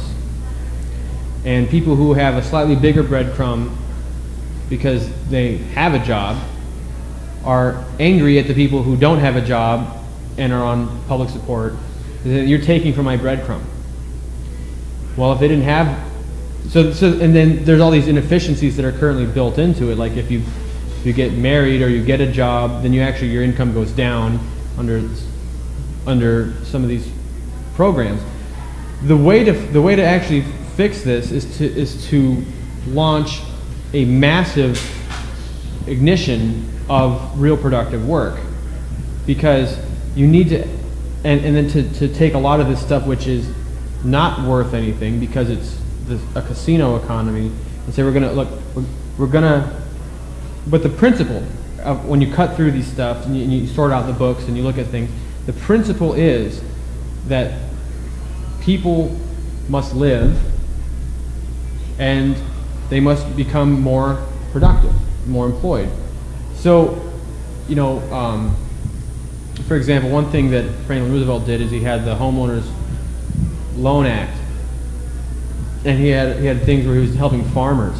And he said, look, if you had a lien taken out on your farm, look, we're gonna give you the loan to get you on your feet again. We're gonna get you on your feet. We're gonna give you some money so you can actually not have your farm foreclosed, because a farmer who's employed and growing crops is more useful than a farmer in a family which is unemployed and homeless.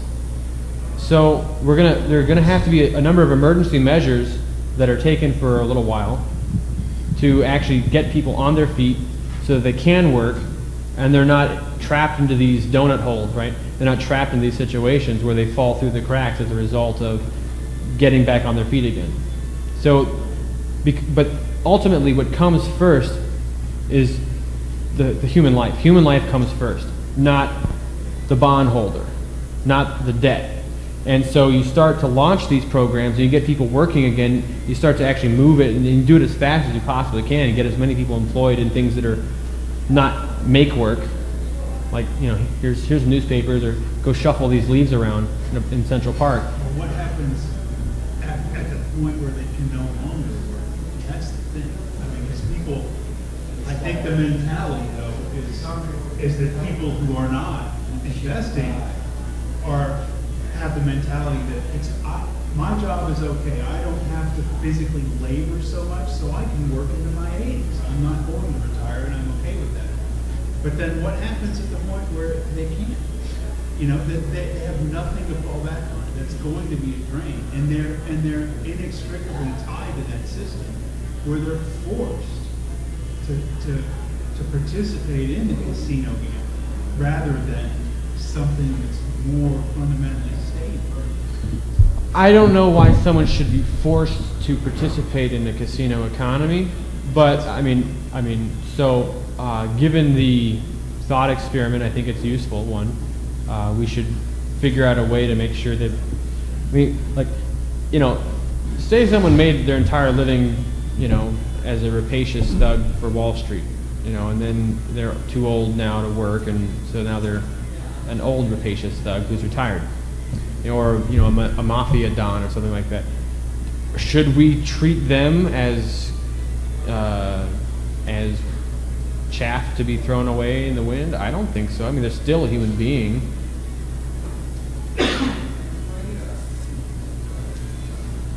So people should figure out a way to, you know, keep them alive, but you know, just make sure they can't rob anyone. You know, maybe they can live on a fixed income, like other people who, you know. But yeah, anyway. Yeah.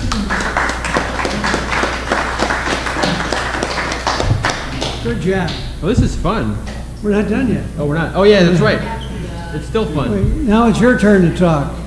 You all have 5 minutes that wanted up here. How many people want to speak? I want to get an idea. 1, 2, any more? Only 2 people? 3, 4, 5. Okay, we're doing good. Who wants to be first? Okay, you can be first. All right.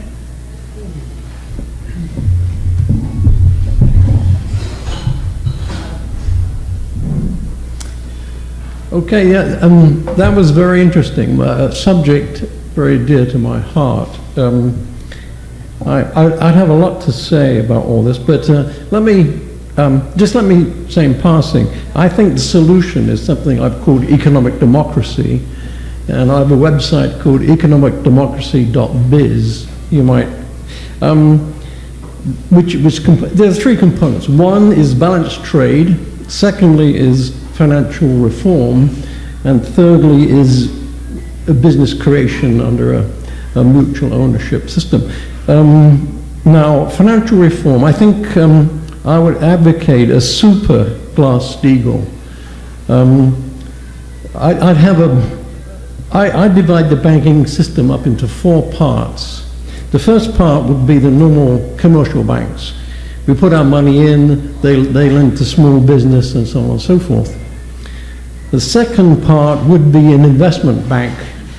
That would be a bank that would invest, that would take our pension plans, the insurance money, and it would invest via bonds in productive business. Okay, so that's the second bank. The third bank would be a national development bank. That would take, for example, it would take the 800 billion that we wasted with the TARP, and it would fund the Small Business Administration and create, its job would be to create business.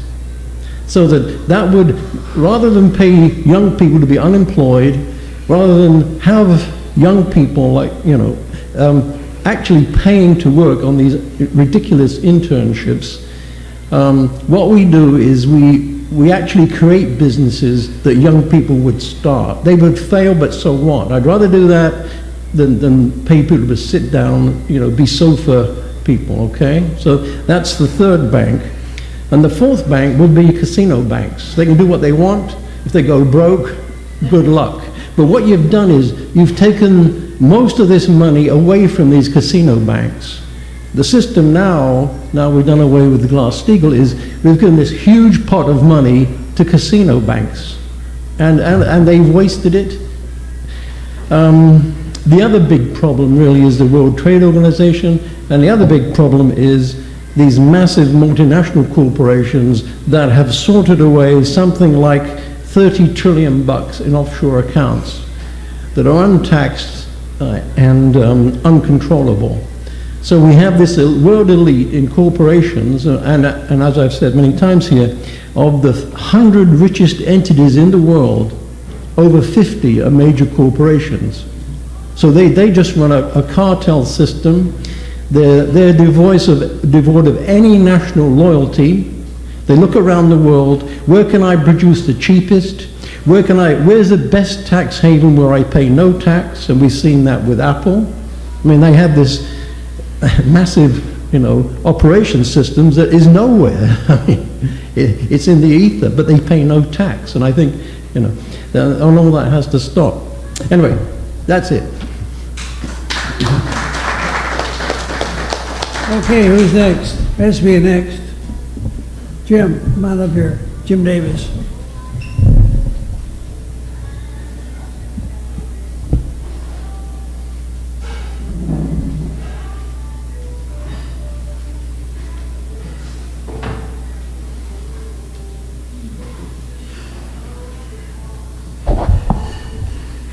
What we're in is, this is us. The government is being run by special interest, thousands of them. And the only way to stop that is to take the money out of politics, because we don't have the money that the big business has to finance the campaigns. And if these politicians don't go along, they're gone. And until the money's out of politics, we, the people, are going to suffer. And I mean, that's the bottom line. Get the money out of politics, all of it, and things will be fine. Thanks.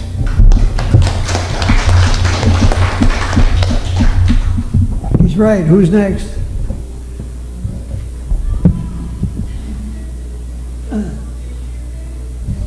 Al Holman's next.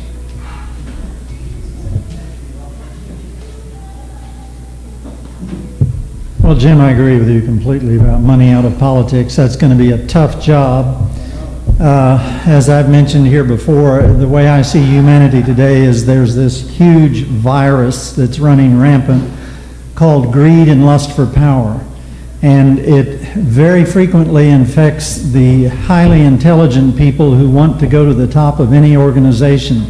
And if we think that anybody in any of our parties is free of that, only with rare exceptions, and they're smart enough to put on the sheep's clothing to make us think they're exactly what we want. They go to our heartstrings and say, oh yes, I believe in that cause and I'm going to do that. We had this country set up as a republic so that the people would stay well educated and active and watchdog that government and not allow to happen what we have allowed to happen in this country. We've given it away. And we have to wake up and take it back. This bailout that we had, in my opinion, was a massive reward to the criminals, by the criminals, for the propagation of the crime of all these derivatives and so forth. Puffing $700 trillion out of thin air and selling it to people all over the world is not a crime by accident. It was planned, it was intended, it was a huge conspiracy, and all of these people need to be prosecuted just like they did in Iceland. Those people had the moxie to throw out nearly their entire government and have new elections and prosecute the bankers. We need to do that too. If that bailout money had gone into the projects that you were mentioning that are productive projects, I think the SBA, Small Business Administration, estimates that when $1 goes in as a salary from a new business or a business stimulus that is done, that becomes $7 in the economy, because somebody takes that dollar and goes buy a pair of shoes, and then that person who gets that dollar goes and buys some bread, and it circulates around. So they figure that that money that they help get into the economy is 7 to 1. And if that stimulus money had gone into our economy instead of rewarding the criminals for a job well done, this economy would have been booming by now. And yes, the largest thing that we are facing today is these multinational corporations that are responsible to no one.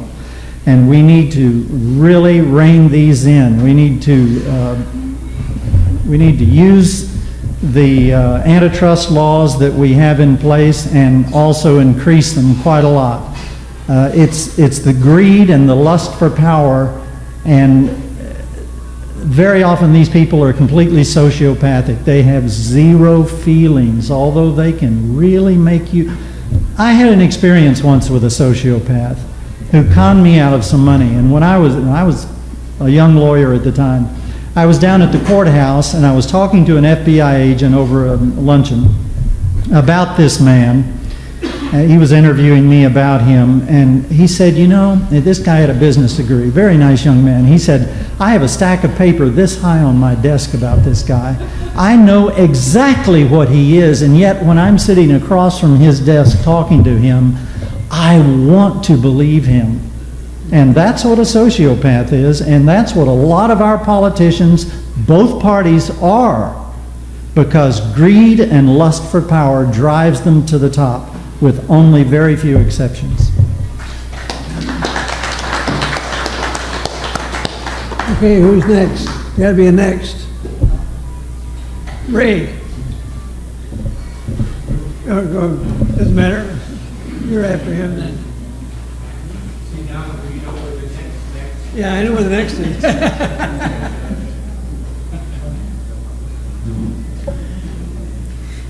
Well, let me say something right off the top. I would probably be satisfied and happy if Glass-Steagall is indeed brought back. It's no big deal.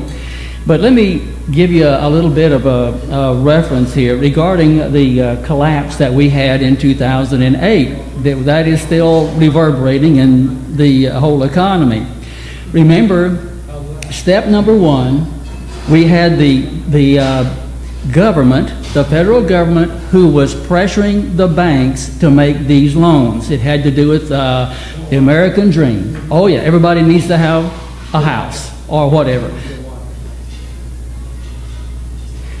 So the banks were pressured, and so they did it. They would make money if they made the loans. So of course they're going to obey their masters, and they will make the loans. They had better do it if they knew what was good for them.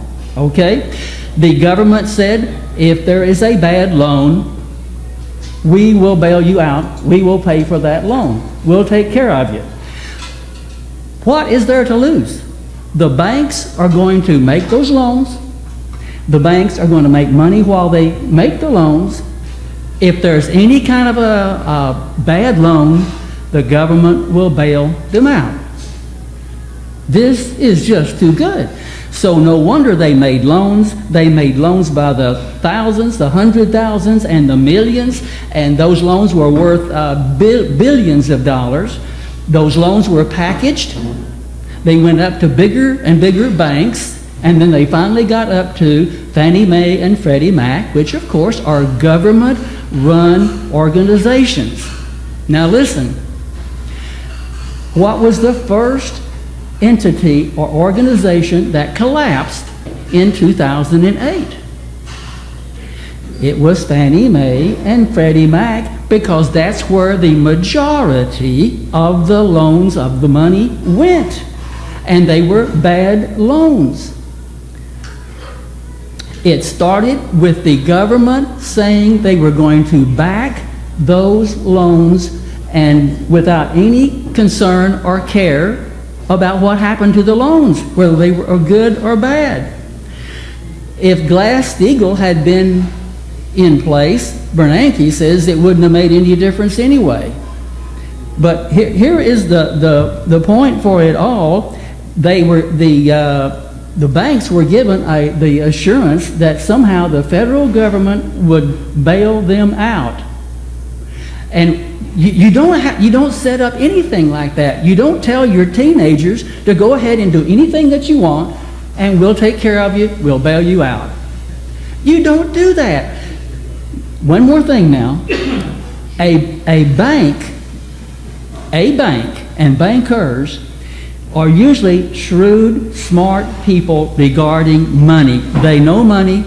They are not going to loan if they think they are going to lose. If they are told, you make this loan to this guy and he's going to default, you're going to lose it, they won't make the loan.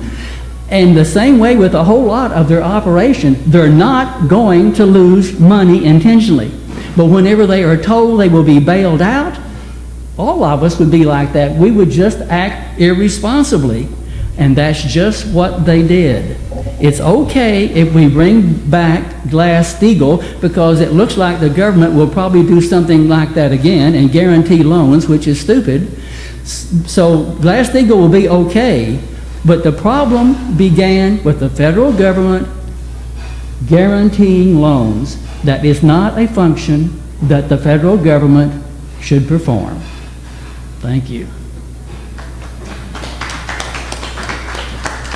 Okay, who's next? You don't stand there, you want to hear? I was going to be nice, so Gotta turn it on. I have to, I may not. Sure. Go ahead.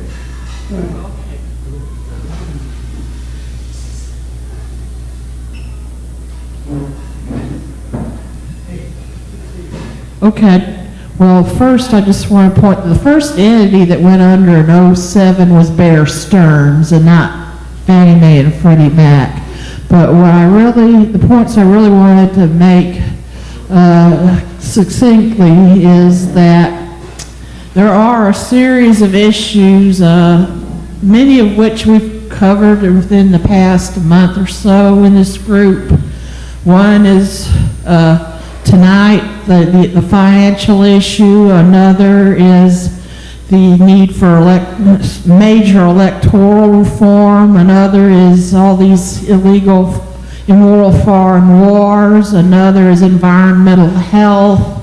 And another is the rights to be a dissident, of those basic civil liberties that one needs to disagree with those in power. And there's a very large consensus forming for a lot of ideological brand names. Our speaker tonight came from one perspective. I come from a socialist perspective. Some come from a libertarian perspective. Some even come from a conservative perspective. But we really, really need to maybe cut that off. That'll stop. Maybe, okay, that's better. If we can just stop screaming and whining about sex and really focus on these consensus issues and form a supermajority and get some movement on these issues that are really killing us, so we can not only take back our country but take back our planet. That was one point. Another point is the British royalty are not the only bad guys out there. Yes, they're bad. They're not good people. They are enemies, but there's some other bad guys out there as well. Chinese Communist Party, the Zionist state, Salt Lake City, I think you know what I mean, the Vatican, the evangelical radical right out in places like Colorado Springs. Those are all just as bad, and they are in cahoots, and they're the ones that, and there are probably some that I haven't itemized as well, that are just as pernicious, and we really need to once again stop screaming about sex and really focus on how these various entities are running us into the ground. Thank you.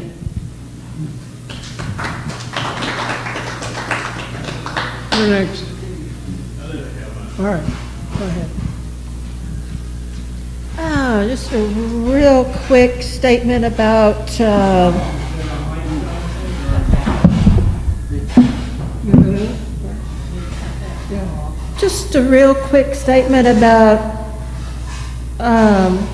a comment that was made earlier about the mortgages and real estate bubble. The federal government did not create that problem. That problem was created by mortgage companies, guys. I've been a licensed Texas realtor for 30 years, and the weak link in the chain is the mortgage companies. Those guys do not have to have a license. They do not have to have a degree in anything. They are somebody's buddy off the street that's got a little money, and they would do anything to close the deal because they get paid whether the loan is good or not, and they're the ones that juggle the numbers and just to make the deal close. It's not the federal government. Just wanted to clarify that.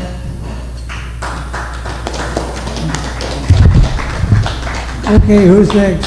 Ah, here he is.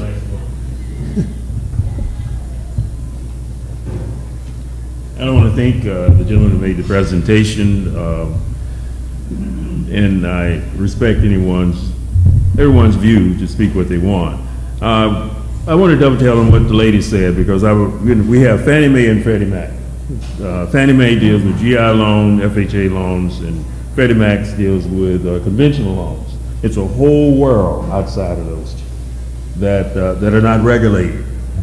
And so that's what contributed. What they did, the mortgage company came up with what they call collateral debt obligations.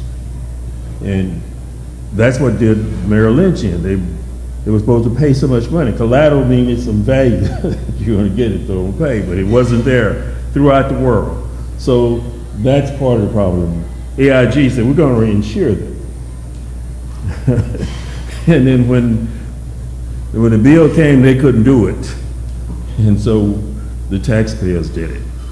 The problems have been, I can't add anything to the problems we face. The only thing is they're not simple, they're complex, and you're going to really have to work through them. And I agree with a point that you made. When good people get off on our laurels and stand up, this stuff will stop.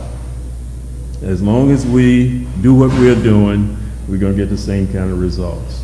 Good people that's reasonable and look at something that really has value and recognize that, everybody is not on the same plane, and we got to take care of those who need help, like you talk about the people getting on the 401ks. You don't put 10% in, and your company put 10% in and invest it wisely, you're not going to have enough money to live on. And so when you get old, like I am, nobody's going to hire you. You're too old to work.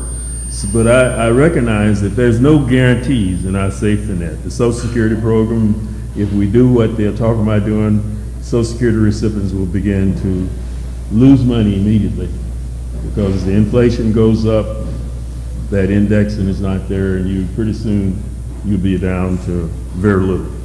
So we all ought to be concerned about this, because we're all in the same boat, and if this nation is going to succeed or fail for all of us, and we better recognize that we have a stake in it and get involved and look beyond all the peripheral issues that divide this Congress that we have right now, the peripheral issues, and deal with the real issues.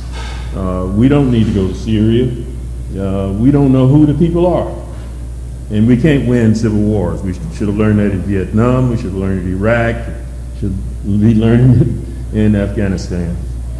So we need to take care of our problems here first, and then try to help other people. But as long as we do what we do, mistreat each other because of greed and all the other issues you pointed out, that's what the good people, the moderate people, has got to come together. The radical left and the radical right, they aren't going to help us. And as long as we do what we're doing, people listen to them. Thank you. Okay, who's next? Any more next? That's it? Am I the last man standing? Well, I'll put my 2 cents worth in. I think I got to thank our speaker for doing a great job tonight. He opened our minds. I think he did real well. And something to add, it was brought up earlier about the question of people working. You brought this up. In 1938, they shortened the workday in this country from 8 hours to 10 hours to 8 hours. And they shortened the work week from 60 hours to 40 hours. They raised time and a half to time, they raised overtime to time and a half. That put a lot of people back to work. Since the Industrial Revolution, machines replace people, machines don't pay taxes. And today, I was in the railroad industry, and we had 5 people on pension for everyone that was working. That's how bad it got, because they downsized, they got rid of the cabooses, put everybody in the head and get rid of the people. And so they went to the government, they went to the Railroad Retirement Board, and they said, well, the employer now pays 2.5 times what an employee pays in order to balance the budget. If we don't do something about it, we got 25 million people out of work. If we could get them back to work, them gainfully employed, paying taxes, then the government will get more money. And you'd have more people working, paying taxes, less people not working, draining taxes. The government get a twofold benefit of increased tax revenue without raising taxes, and we have less bills to pay for people that aren't working because they'd be working. That's the direction I see that we have to move in. In order to get that done, we had Congress say we have to get Congress to act to do it. I think it was another person here tonight, Jim Davis brought up the fact that we got the best Congress money can buy. That's one of our problems. We got to get the money out of Congress. If we get the money out of it, then people will start to listen, and that's what I think we have to do. So that's all I have to say. Thanks. And our speaker now gets to comment on the comments and close this meeting. So you get the floor again.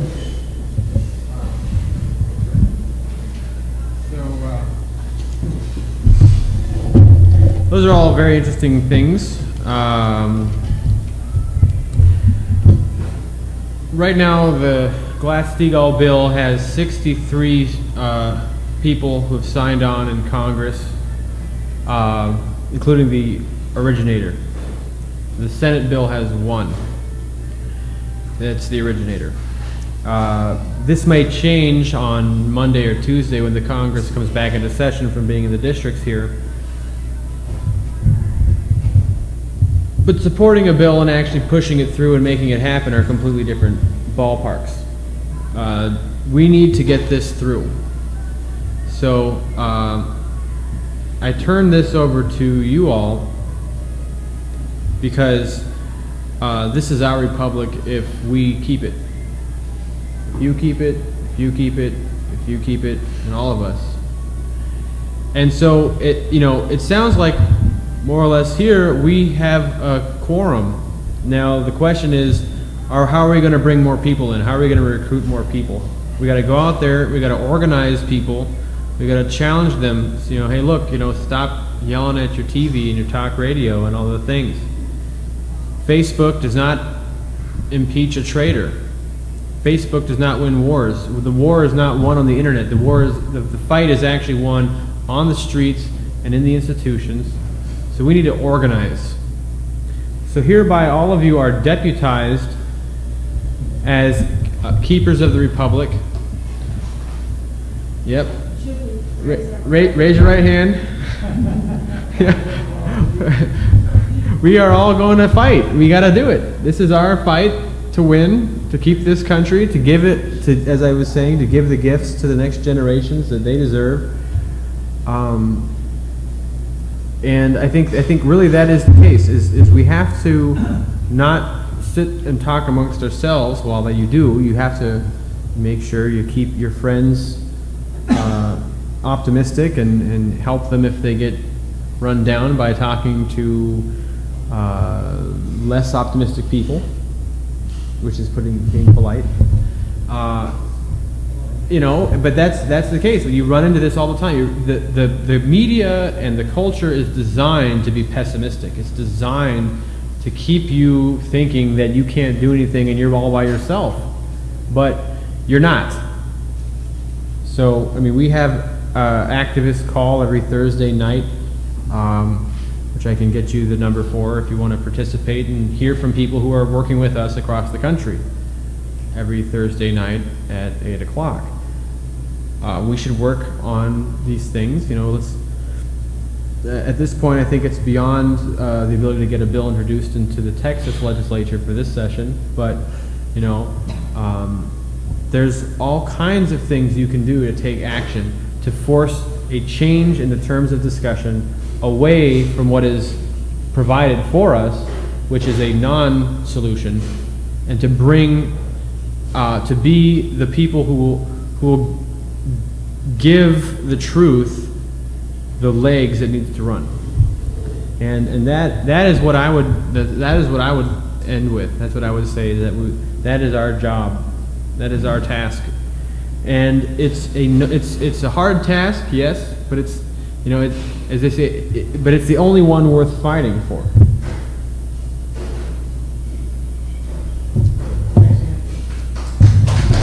Thank you. Thanks for having me. Thank you for having me.